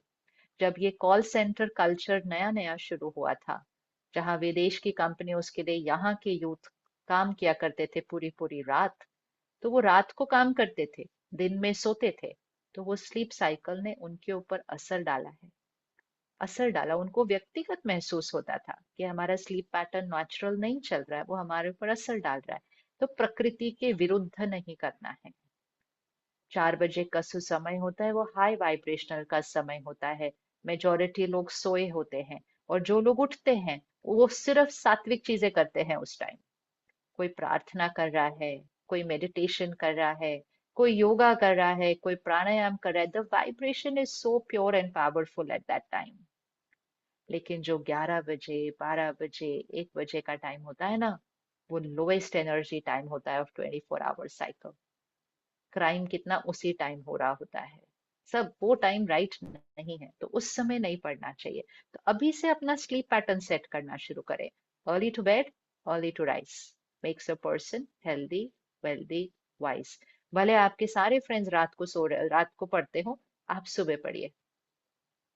There is again one more step जहां peer pressure को succumb नहीं करना है। सुबह पढ़िए। अब जल्दी सुबह उठने के लिए कम घंटों के अंदर मेरी स्लीप साइकिल डीप होनी चाहिए। स्लीप डीप होने के लिए मुझे अर्ली डिनर, लाइट डिनर खाना है। लाइट डिनर खाना चाहिए, अर्ली डिनर खाना चाहिए। अगर हम 9 बजे 10 बजे खाना खाएंगे तो फिर हमारी नींद में 2-2.5 घंटे तो डाइजेशन में ही लग जाएंगे। हमें खाना जल्दी खाना चाहिए ताकि हमारी डाइजेशन सोने से पहले ही पूरी हो जाती है। सो बाय 7 o'clock डिनर ओवर। रात्रि का भोजन 7 बजे के करीब तक पूरा हो जाए, 6:30 भी हो सकता है, 7 हो सकता है, पूरा हो जाए, तो आपका 9:30-10 बजे तक पाचन का काम, डाइजेशन का काम पूरा हो गया है। अब आपने सोना है सिर्फ हीलिंग के लिए। नींद में दो चीजें होती हैं, डाइजेशन एंड हीलिंग। अगर डाइजेशन पहले पूरी हो जाए तो 2 घंटे तो वैसे ही कम लग जाते हैं सोने के लिए। तो अर्ली डिनर, लाइट डिनर, ये करना है। दूसरा, बच्चे बहुत बार जो करते हैं, बहुत पढ़ते हैं, बहुत पढ़ते हैं, बहुत पढ़ते हैं, फिर रात को जब अपने बेड में बैठते हैं तो कहते हैं थोड़ा टाइम तो ये मेरा है ना, तो मैं थोड़ा टाइम फोन देख लेता हूँ सोने से पहले। अगर आपको फोन देखना है तो आप प्लीज दिन में कभी भी देख लेना। अगर आपने डिसाइड कर ही लिया है कि आपको कंटेंट कंज्यूम करना है फोन से, पहली बात तो करना नहीं चाहिए, लेकिन अगर करना है तो उसको प्लीज दिन में करना, रात को सोने से पहले नहीं। किसी को भी नहीं करना होता ये, this is not just for student, this is for everybody. So जो हम रात को सोने से पहले आखिरी चीज माइंड पर डालेंगे, वो जब नींद में हम होंगे, वो जो लास्ट लेयर ऑफ चीजें गई हैं वो सबकॉन्शियस में चली जाती हैं, और वो रात को हमारे माइंड का भी हिस्सा बनती है, हमारी बॉडी को भी वो वाइब्रेशन जाती है। क्यों बच्चों के अंदर इतना एंजाइटी ये बढ़ा है अभी, स्पेशली कोविड के टाइम से? क्योंकि कोविड में बहुत ज्यादा कंटेंट कंजम्पशन हुआ। घर पे थे ना, कहीं बाहर तो जाना नहीं था, खेलना भी बाहर जाके नहीं था, तो सब कुछ स्क्रीन्स के साथ और टेक्नोलॉजी के साथ ही हो रहा था। रात को सोने से पहले क्राइम शो देख रहे हैं, रात को सोने से पहले सोशल मीडिया हैंडल्स पे चैटिंग चल रही है। रात को सोने से पहले जब ये होता है, पहली बात तो सोचा था आधा घंटा करेंगे, 2 घंटे लग जाते हैं, तो पहले तो टाइम जाता है। और दूसरा, रात को जो कंज्यूम किया, अब वो आपके कॉन्शियस माइंड पे नहीं, अब वो आपके सब कॉन्शियस माइंड पे जाता है। और इसीलिए जब डेली बेसिस पे वो रोज रात को कंज्यूम किया जाता है, तो वो हमारा फियर, हमारा संस्कार के अंदर चला जाता है। तो रात को सोने से पहले कभी कंटेंट कंज्यूम नहीं कर सकता, कोई भी नहीं कर सकता। बच्चे तो बिल्कुल नहीं कर सकते। आपको करना है अगर, तो फिर दिन में करो, not before going to sleep. और अगर बिफोर गोइंग टू स्लीप आप 10 मिनट्स के लिए कुछ बहुत प्योर पॉजिटिव कंटेंट कंज्यूम करो, तो वो आपके माइंड और बॉडी दोनों को एनर्जाइज्ड वाली, हीलिंग वाली एनर्जी देगा पूरी नींद के अंदर। तो जो राइट हैंड कॉलम वाला चीजें है ना, उसका कंटेंट आप रात को कंज्यूम करो सोने से पहले। इस यहाँ पर स्पिरिचुअल कंटेंट बहुत काम आता है। आप कोई किताब पढ़ें, आप कोई वीडियो देखें जिसमें बहुत पॉजिटिविटी है, बहुत शांति है, बहुत स्थिरता है, वो आपके मन को शक्तिशाली बना रहा है वो कंटेंट। तो अगर आपने 5-10 मिनट सोने से पहले उसको कंज्यूम किया, तो आप समझो कि अगले 6-8 घंटे वो वाइब्रेशन आपके मन और शरीर दोनों पर काम कर रहे हैं। It's very powerful. वो आपके माइंड को स्लो डाउन करता है सोने से पहले। तो positive content just before going to sleep is very helpful. अब जब हम ऐसे सोएंगे विधि से, और ऑफ कोर्स हम सोने से पहले हम मेडिटेशन करते हैं कुछ क्षणों के लिए, ताकि हम अपने आप को एक पावरफुल पोजीशन में लेकर फिर सोते हैं, एनर्जाइज्ड पोजीशन में माइंड को रखते हुए। तो सब लोग अगर मेडिटेशन सीखें इस साल, आपको सिखाया भी जाएगा शायद जूम सेशंस के ऊपर, तो फिर आप कुछ क्षण मेडिटेशन करके फिर सोना। तो मेडिटेशन क्या करता है, सारा दिन के क्लटर जो यहाँ चलता है, शोर, उसको शांत करता है। कोई बात मेरे मन को डिस्टर्ब कर रही है, उसको ठीक करता है। और मेडिटेशन मुझे एनर्जाइज करता है। तो मेडिटेशन सुबह करना है ये तो सबको पता है, लेकिन मेडिटेशन रात को सोने से पहले करना चाहिए, बहुत इम्पोर्टेंट है। और जब तक हम मेडिटेशन नहीं सीखते हैं, तो हम साथ साथ मेडिटेशन के साथ साथ भी कुछ अफर्मेशंस लिखते हैं, मतलब कुछ संकल्प लिख लेते हैं। और अगर हम पूरा 1 साल ये संकल्प रोज करेंगे अभी से, तो आप देखना कि आपके एग्जाम में परफॉर्मेंस और एग्जाम में रिजल्ट कैसा आएगा। 100% आपको वो रिफ्लेक्ट होंगे, आपके अफर्मेशंस आपके एग्जाम के अंदर। सो वो संकल्प अभी हम लिख लेते हैं थोड़े से। पहला संकल्प है, मैं शक्तिशाली हूँ, आई एम अ पावरफुल बीइंग। संकल्प से सिद्धि, इस लॉ को हम यूज कर रहे हैं यहाँ पर। संकल्प से सिद्धि मतलब कोई भी चीज बार बार रिपीट करेंगे तो वो सिद्ध होनी ही है। कोई भी चीज उसको रोक नहीं सकती सिद्ध होने से। It is the repetition of thoughts in the mind. वही संकल्प को बार बार रिपीट करो। तो इसीलिए पहला संकल्प, मैं शक्तिशाली आत्मा हूं, I am a powerful soul. दूसरा, मैं हमेशा शांत हूं, स्थिर हूं। मैं हमेशा शांत हूं, स्थिर हूं। तीसरा, मैं हमेशा खुश हूं, आई एम ऑलवेज हैप्पी। ये किसका ऑपोजिट है, आई एम स्ट्रेस्ड।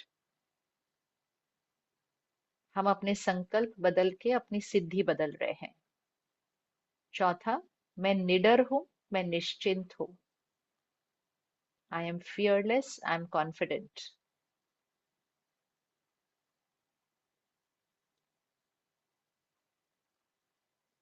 नेक्स्ट, मेरा मन और शरीर स्वस्थ है, हमेशा रहेगा।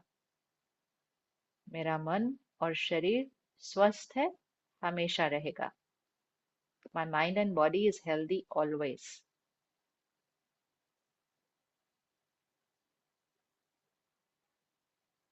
अब स्पेसिफिकली स्टूडेंट्स के लिए मेरा एग्जाम एक स्मूथ एक्सपीरियंस है। ये संकल्प हम एक साल पहले से डालना शुरू करते हैं कि मेरा एग्जाम एक स्मूथ एक्सपीरियंस है, मतलब एकदम काम एंड स्टेबल होगा मेरा एग्जाम का एक्सपीरियंस। फिर आप अपना स्पेसिफिक संकल्प लिखिए for what you want to achieve this year. ये बहुत सारे स्टूडेंट्स ने किया है और बहुत मैजिकल रिजल्ट्स आते हैं। आप लिखिए I have achieved fill in the blank, जो आपका पोटेंशियल है उससे 5 नंबर ज्यादा।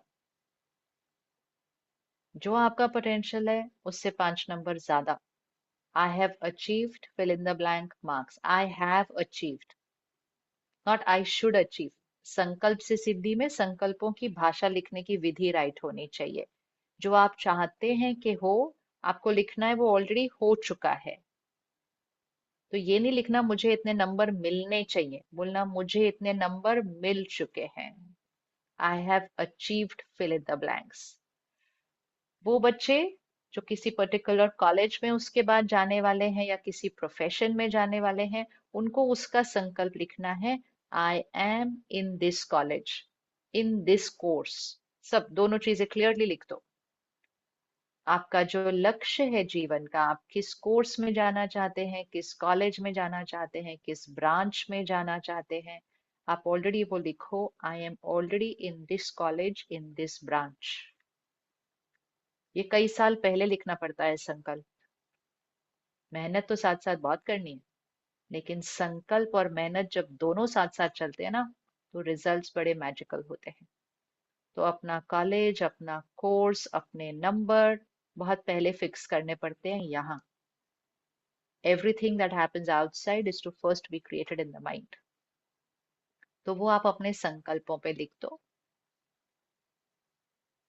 और एक और लास्ट संकल्प अपने आप को जरूर ये रखो कि मैं जो सुनती हूँ, पढ़ती हूँ, देखती हूँ, खाती हूँ, पीती हूँ, वो सात्विक है।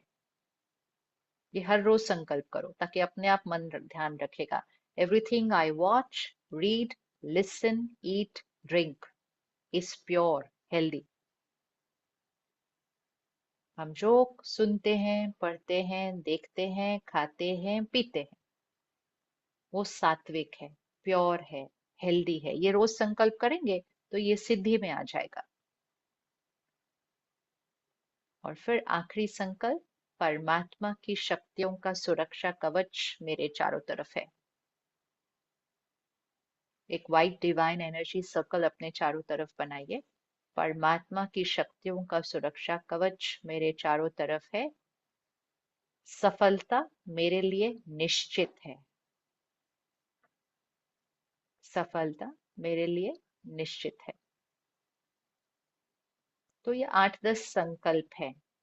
मैं शक्तिशाली आत्मा हूँ, मैं शांत और स्थिर हूँ, मैं निडर और निश्चिंत हूँ, मेरा एग्जामिनेशन एक स्मूथ एक्सपीरियंस है, मेरा मन और शरीर संपूर्ण स्वस्थ है।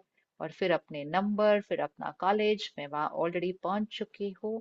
सफलता मेरे लिए निश्चित है और मैं आत्मा जो सुनती, पढ़ती, देखती, खाती हूँ, वो सात्विक है। अब ये हमने 8-10 संकल्प बना लिए।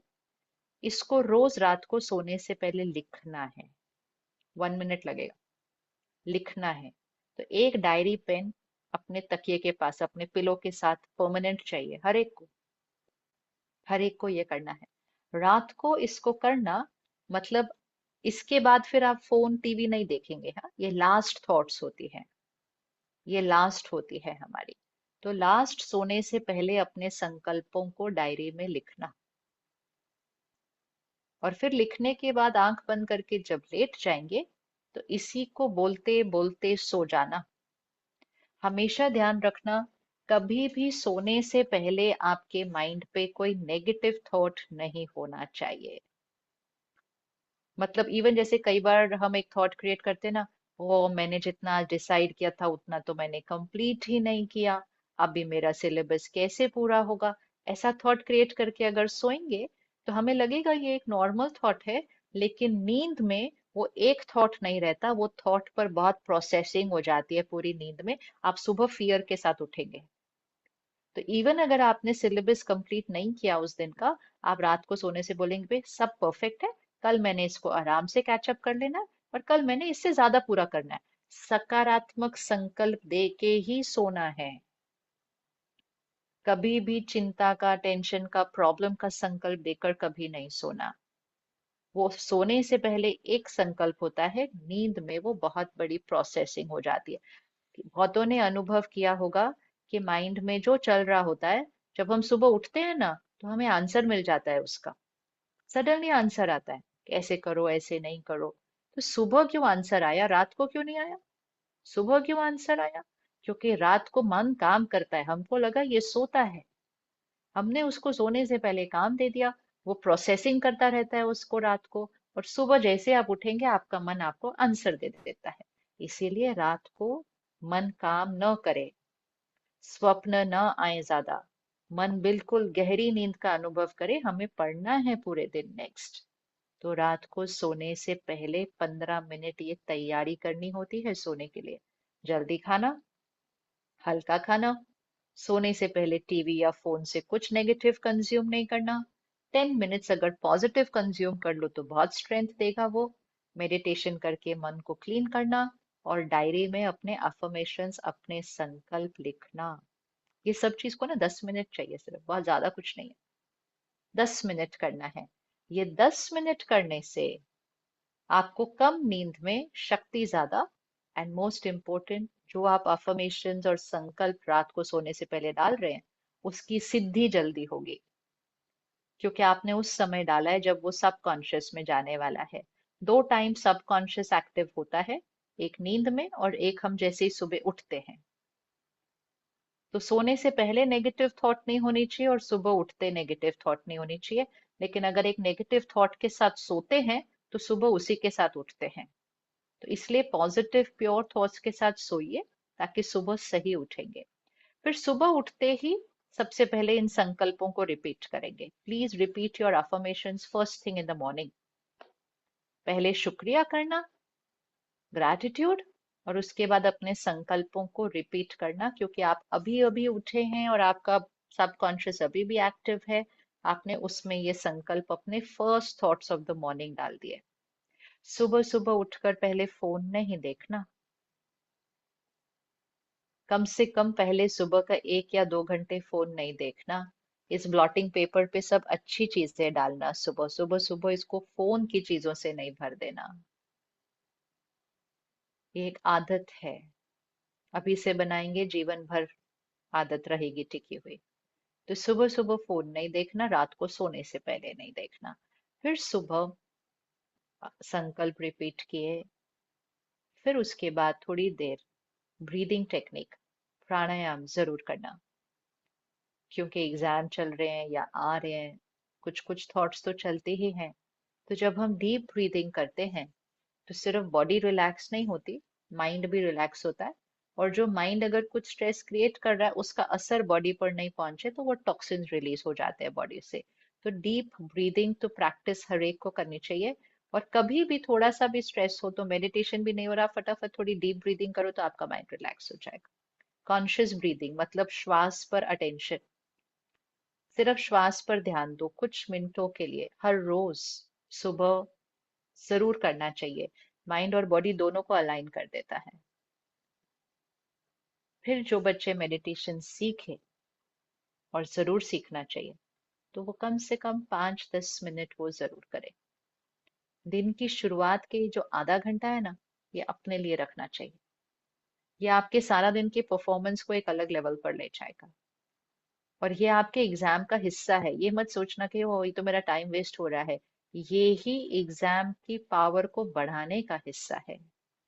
तो सुबह सुबह फिर तैयार होते होते ना, कुछ पॉजिटिव कंटेंट की बातें अपने अंदर आने जान, फोन पर चला देना, अंदर जाते देना। ज्ञान, स्पिरिचुअल कंटेंट अंदर जाता रहे। Even while you are getting ready, while you are having breakfast, नाश्ता खा रहे हैं तब भी, तैयार हो रहे हैं तब भी, स्कूल या कॉलेज तक जा रहे हैं तब भी, कुछ पॉजिटिव चीजें इसमें डालते जाना। हमने बचपन से हम सोचते थे स्पिरिचुअलिटी तो बहुत बाद की चीज है। स्पिरिचुअलिटी इस टाइम स्कूल की चीज है। स्कूल में चाहिए ये खुराक, तो उसको सुबह सुबह पढ़ लेना। आज मैं रिट्रीट सेंटर पे थी, एक 8 साल का लड़का आया मेरे पास, बच्चा ही है, और एक किताब लेकर आया जो लिखी थी कुछ समय पहले हैप्पीनेस पे। तो वो लेकर आया और मुझे कहता ये किताब बड़ी अच्छी है। मैंने कहा ये बच्चों के लिए तो नहीं लिखी, तो बड़ों के लिए लिखी हुई है। कहता है मैंने पूरी पढ़ ली है और मैंने नोट्स भी बना लिए अपने इसमें से। तो ये एज पर नहीं डिपेंडेंट होता है, ये सोल के संस्कारों पर डिपेंडेंट होता है। तो हम सबको अपनी कॉन्शियसली ये संस्कार क्रिएट करने चाहिए जिससे हम पॉजिटिव कंटेंट कंज्यूम करें। इसमें एज ऑफ चाइल्ड पे कोई डिपेंडेंसी नहीं है। तो सुबह 15-20 मिनट अपने लिए, माइंड एंड बॉडी दोनों को हेल्दी करने के लिए, और शाम को भी ये करने के लिए, मतलब रात को सोने से पहले। फिर सारा दिन में एक और आदत जो मन की शक्ति को घटाती है और जो बहुत ज्यादा इस समय बढ़ी हुई है, वो आदत है बाहर का खाना खाना। घर का खाना नहीं खाना, बाहर का खाना खाना चाहते हैं। जैसा अन्न होता है वैसा मन होता है। तो जिस मन ने परीक्षा देनी है, उस मन को अपने अन्न का ध्यान बहुत ज्यादा रखना पड़ेगा। अन्न से मन बनता है। तो अगर परीक्षा देनी है तो अन्न का ध्यान कि क्या खा रहे हैं, वो किस तरह से खा रहे हैं, और किस तरह से वो बनाया गया है। ये 3 चीजें बहुत इंपॉर्टेंट होती हैं। अब सबसे इंपॉर्टेंट पहली बात चीज कि हमें शाकाहारी सात्विक भोजन खाना है। हम ऐसा खाना नहीं खा सकते जिसमें किसी की हिंसा है, मृत्यु है, उसके पहले दर्द है, डर है, अग्रेशन है, गुस्सा है। ये खाना तो मन नहीं खा सकता है। मन ने पढ़ना है, उसको हाईएस्ट एकाग्रता शक्ति चाहिए, स्थिरता चाहिए। तो ये एक बहुत बड़ी भ्रांति है कि नॉनवेज हेल्दी होता है, बच्चे को प्रोटीन्स देता है। किसी का दर्द और दुख किसी को सेहत नहीं दे सकता। वो सिर्फ किसी को प्रोटीन दे सकता है, वो सारा प्रोटीन सात्विक शाकाहारी भोजन में है। तो सबसे पहली चीज तो हमें सात्विक खाना खाना चाहिए। दूसरा, जब हम बाहर से खरीद के खाना खाते हैं, उसमें 2 चीजें होती हैं। एक, वो खाना धन के लिए बनाया गया है, वो स्वास्थ्य के लिए बनाया ही नहीं गया है। उसकी इंटेंशन आपको स्वास्थ्य देने की नहीं, आपसे पैसे कमाने की है। तो fundamental energy of the food is to not nourish, it is to earn from you. वो एनर्जी नहीं चाहिए हमें खाने के अंदर। हाँ, मजबूरी कहीं ट्रैवल कर रहे हैं, खाना पड़ रहा है, वो अलग बात है। लेकिन बच्चे तो घर बैठ के खाना मंगवा लेते हैं आजकल बाहर से। तो वो संस्कार को चेंज करना है अगर एकाग्रता की शक्ति को बढ़ाना है। तो वो पैसों के लिए बना हुआ खाना नहीं। आप अपने घर पे फैमिली को बोलो, वो आपके लिए वो ही चीज बनाएंगे, बहुत प्यार से बनाएंगे। तो मनी की एनर्जी का नहीं होना चाहिए, एक वो है उसके अंदर। दूसरा, जब कहीं बाहर खाना बन रहा है तो वो बहुत जल्दी जल्दी में बनाया जाता है। आप कभी रेस्टोरेंट में, किसी भी कैफे में पीछे जाके देखो खाना कैसे बन रहा है। चीखा रहे हैं, चिल्ला रहे हैं, जल्दी करो जल्दी करो जल्दी करो, there is chaos energy in that kitchen. आप मंदिर में देखो कैसे खाना बनता है, शांति है रसोई के अंदर, भंडारे के अंदर, भजन चल रहे हैं, भगवान को याद करते हुए सेवा करने के लिए खाना बना रहे हैं। एक वो एनर्जी है, और एक ये एनर्जी है चिल्ला रहे हैं, जोर जोर से कर रहे हैं, फटाफट करो, फटाफट ऑर्डर प्लेस करो, चीख रहे हैं, चिल्ला रहे हैं, जल्दी जल्दी बोल रहे हैं, और पैसे कमाने के लिए खाना बना रहे हैं। This is to fundamental different energy food.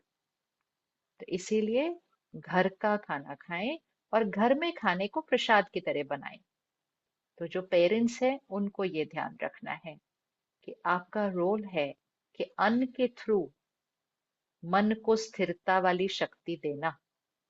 तो उसके लिए रसोई को एक मंदिर की तरह खाना बनाए, वहां जहाँ भजन चल रहे हैं, कोई प्रवचन चल रहा है, परमात्मा के याद के गीत चल रहे हैं, कोई मंत्र चल रहा है, ओम ध्वनि चल रही है, आप रसोई में चलते देने चाहिए उसको। वो खाने में, पानी में, फल में, सब में अब्जॉर्ब हो रहे हैं वो सारे शब्द। और खाना बनाने वाले को बहुत शांत मन वाला होना चाहिए। परेशान मन खाना ना बनाए, गुस्से वाला मन खाना ना बनाए, दुखी वाला मन खाना ना बनाए। अगर उसने खाना बनाया तो उसके बाद खाना खाने वाले सबके मन पर उसका असर पड़ेगा। थोड़ी देर बैठे, मन को ठीक करें, जो यहाँ बात परेशान कर रही थी उसको सुलझाएं, आंसर लिखें और बिल्कुल स्वच्छ मन से रसोई में जाया जाए। ये जिम्मेवारी है हमारी उस बच्चों के लिए जो पढ़ रहे हैं। ये जिम्मेवारी है कि अन्न को हाईएस्ट वाइब्रेशन एनर्जी के साथ बनाया जाए। और फिर लास्ट चीज, खाना खाने का तरीका। खाना खाने से पहले बचपन से हमने सीखा था परमात्मा को याद करके खाना खाना चाहिए। आज स्टूडेंट्स, बच्चे अपने आप से पूछे कौन कौन ये करता है कि खाना खाने से पहले रुकते हैं और भगवान को याद करते हैं, उसका शुक्रिया करते हैं। ये क्यों करना चाहिए? ये इसलिए करना चाहिए ताकि खाना खाने से पहले हम मन की एनर्जी को हाईएस्ट लेके जा रहे हैं, फिर हम उस हाईएस्ट एनर्जी को भोजन के अंदर ला रहे हैं और भोजन की एनर्जी को बढ़ाकर फिर हम उसकी एनर्जी को कंज्यूम कर रहे हैं। आजकल हम क्या करते हैं, खाने के साथ साथ टीवी और फोन को लेकर बैठ जाते हैं। तो ये तो स्ट्रिक्ट डिसिप्लिन पूरे घर के लिए होना चाहिए कि खाना खाते समय फोन और टीवी नहीं हो सकता। No gadget, no screen while eating. Except for a doctor, किसी और को वो 15 मिनट अपने पास फोन नहीं रखना चाहिए। सिर्फ एक डॉक्टर को जरूरत होती है इसकी। सिर्फ एक डॉक्टर ही है जिसके पास इतना हाई रिस्क इमरजेंसी हो सकता है उसी 15 मिनट के अंदर। बाकी सबको फोन अलग, टीवी ऑफ। ये सिर्फ उनके लिए नहीं है जो पढ़ रहे हैं, ये पूरे घर को करना पड़ेगा, तभी पढ़ने वाला बच्चा भी उसको कर पाएगा कि no phone, no TV while eating. और खाना खाने से जस्ट पहले 10 सेकेंड, 5 सेकेंड रुकेंगे और वो जो 10 संकल्प हमने बनाए थे उसका एक शॉर्टर वर्जन बना दो, 4-5 संकल्प का, जो दिन में बहुत बार रिपीट कर सकते हैं। और जस्ट खाना खाने से पहले अपने भोजन को देखते हुए परमात्मा को याद कर, शुक्रिया कर, उस संकल्पों को उस भोजन के अंदर रिपीट करो। खाने को देखते हुए बोलो, मैं शक्तिशाली आत्मा हूँ, सफलता मेरे लिए निश्चित है। वो 5-6 संकल्प रेडी रखो। तो जैसा अन्न वैसा मन हो जाएगा। अगर अन्न में अपना संकल्प डाल दिया तो मन का वो संकल्प बन जाएगा। और अगर आपको अपनी सिद्धि और भी फास्ट करनी है तो जो हम करते हैं, अन्न में 3 बार करते हैं वो संकल्प और पानी के साथ भी संकल्प रिपीट करते हैं, क्योंकि पानी वाइब्रेशन को हाईएस्ट अब्सॉर्ब करता है। इसीलिए बचपन से सीखा था ना, कोई भी पूजा होती है, रिचुअल, तो पानी में मंत्र बोलकर डाला जाता है शुद्धिकरण के लिए, क्योंकि पानी अब्सॉर्ब करता है वाइब्रेशंस को। So just simple. अभी हमें लगेगा इतनी बार कैसे करना है? जैसे हाथ धोते हैं ना, गिनते नहीं है, जितनी बार खाना खाते हैं हाथ धोते हैं, नहीं धोया तो इन्फेक्शन। इसी तरह हम जितनी बार खाना खाते हैं, हम उसके वाइब्रेशन को पहले चेंज करते हैं, फिर खाना खाते हैं। हफ्ता 10 दिन कर लिया, उसके बाद आप उसके बिना खाना खाएंगे ही नहीं।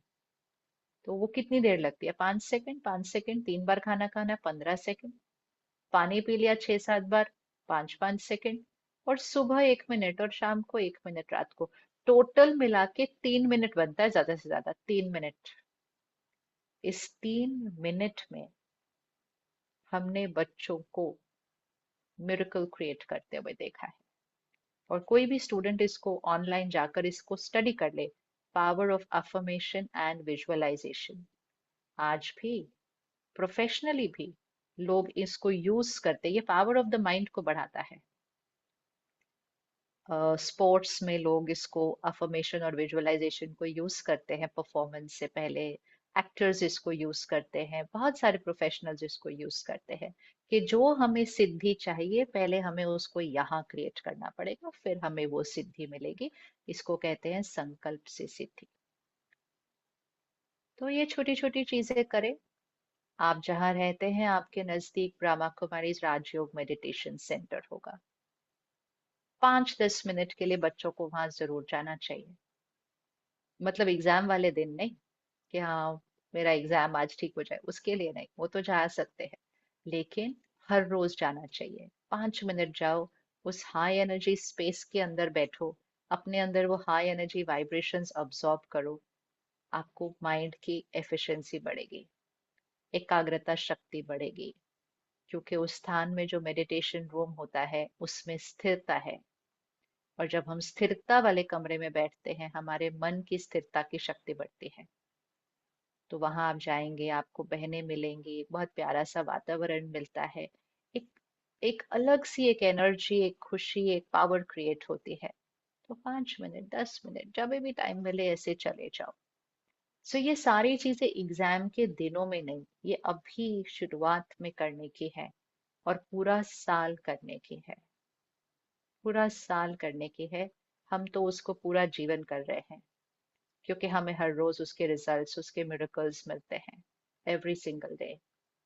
हर प्रोफेशन में हम देख रहे हैं, कर रहे हैं। तो ये सिंपल लाइफस्टाइल हैबिट्स हैं जो हमारी शक्ति को बढ़ाते हैं। हर आयु का बच्चा इसको कर सकता है। This is for everybody. कोई भी इसको कर सकता है। और रोज रोज अगर इसको करेंगे, एग्जाम तो अच्छे हो ही जाएंगे, वो तो आपकी मेहनत से हो जाते हैं, लेकिन मन स्थिर रहेगा पूरा साल, एग्जाम के दिन पे स्थिर रहेगा, एफिशिएंसी बढ़ेगी, एंड रिजल्ट जो आएगा उसको भी मन अगर बाय चांस थोड़ा सा भी आपकी अपेक्षा से कम हुआ, तो वो सिर्फ एक रिजल्ट है। उसको लेकर फिर वो मन और मेहनत करेगा और कुछ और नया अचीव करेगा। जीवन से हारेगा नहीं कभी मन। इसीलिए मन के ऊपर अभ्यास करें, ताकि परिस्थितियां ऊपर नीचे हो सकती हैं, लेकिन मन जीते जग जीते होता है। जो मन को जीतता है वो जग को जीत सकता है, और मन से जो हार जाता है वो जीवन से हार जाता है। तो इसलिए वो वाली चीज उस एग्जाम के नंबर से भी ज्यादा जरूरी होती है। अगर किसी के नंबर थोड़े कम आए लेकिन मन बड़ा पावरफुल रहा, तो वो जीवन की हर परीक्षा में बहुत अच्छा परफॉर्म करेगा। तो पढ़ाई के साथ साथ इमोशनल फिटनेस पर अभी से काम करें, तो आप और पूरा परिवार ये मिरेकल एक्सपीरियंस करेगा, मिरेकल क्रिएट करेगा, एंड ये आपको आपके परफॉर्मेंस और नंबर में भी दिखाई देगा। और आज से ये बोलना बंद कर दें कि एग्जाम है, बोर्ड है, स्ट्रेस तो होगा ही नहीं। कोई चैलेंज में स्ट्रेस नहीं, पीसफुल एंड पावरफुल माइंड चाहिए होता है। तो बार बार इसको अफर्म करें, एग्जाम है तो peace and power is normal. शांत और स्थिर मन नॉर्मल होता है एक एग्जाम के लिए। जितनी बार इसको बोलेंगे, आपका मन आपका कहना मानेगा और वो बिल्कुल वैसा बनना शुरू हो जाएगा। ओके जी, शुक्रिया। ओम शांति।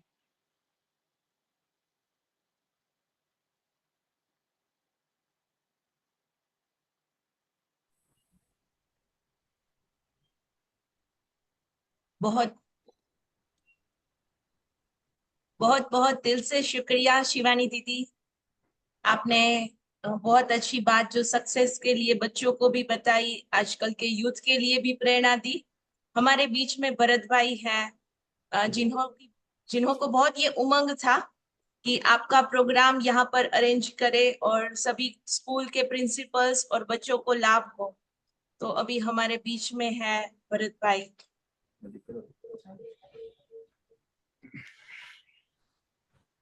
ओम शांति।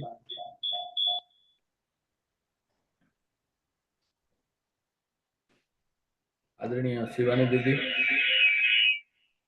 और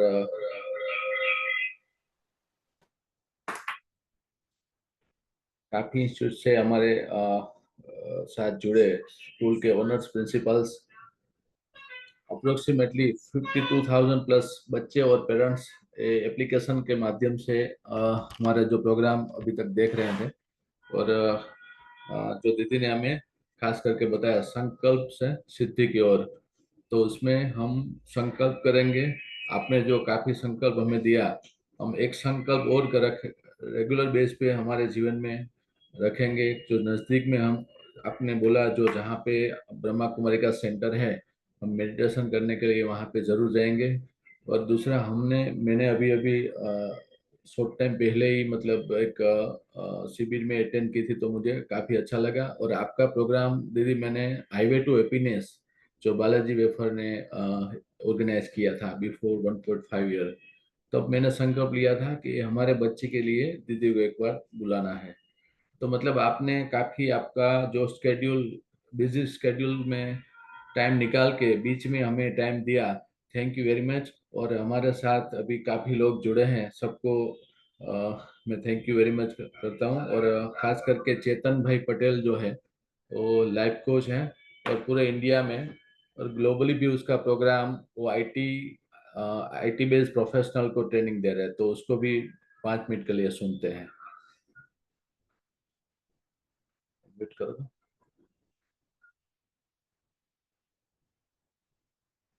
दीदी, चेतन चेतन भाई पटेल।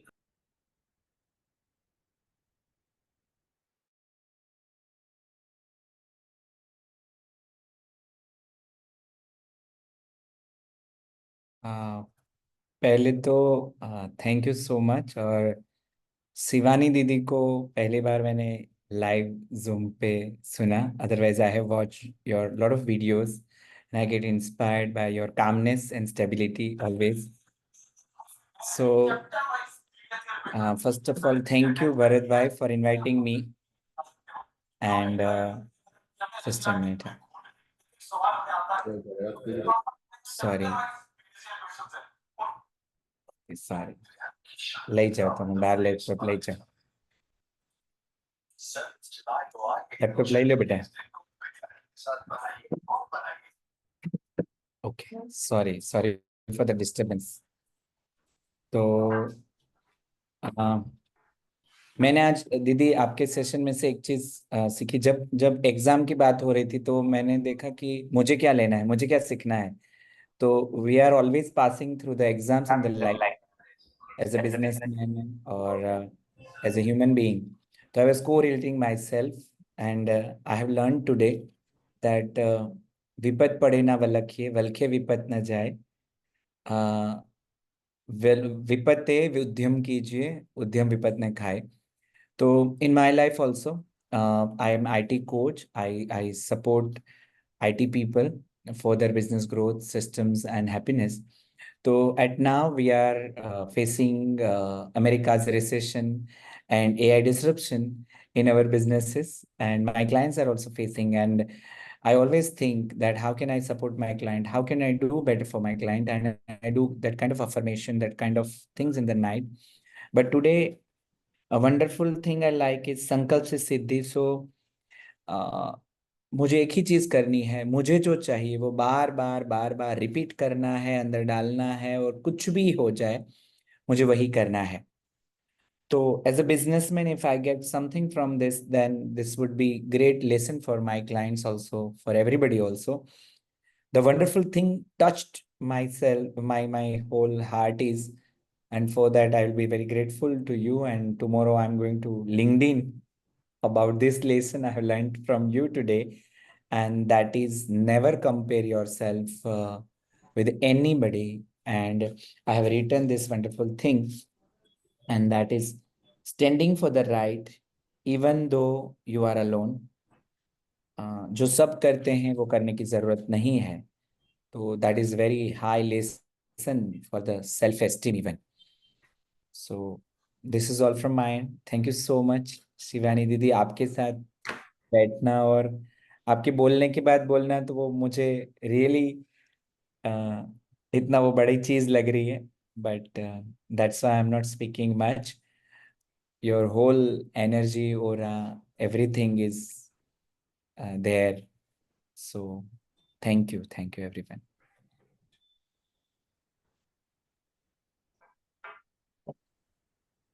ओम शांति। अभी 2 मिनट परमात्मा को शुक्रिया करते हैं और आज का ये प्रोग्राम यहाँ पर पूरा करते हैं. ओम शांति.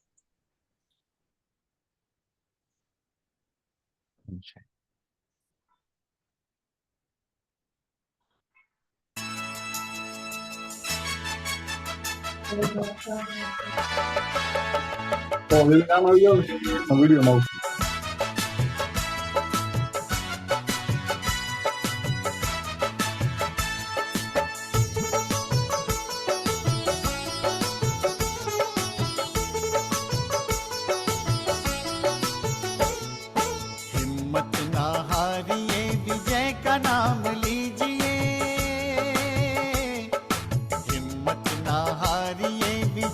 का नाम लीजिए, सत्य पथ के राहियों मशाल थाम लीजिए, सत्य पथ के राहियों मशाल थाम लीजिए, हिम्मत ना हारिए, विजय का नाम लीजिए।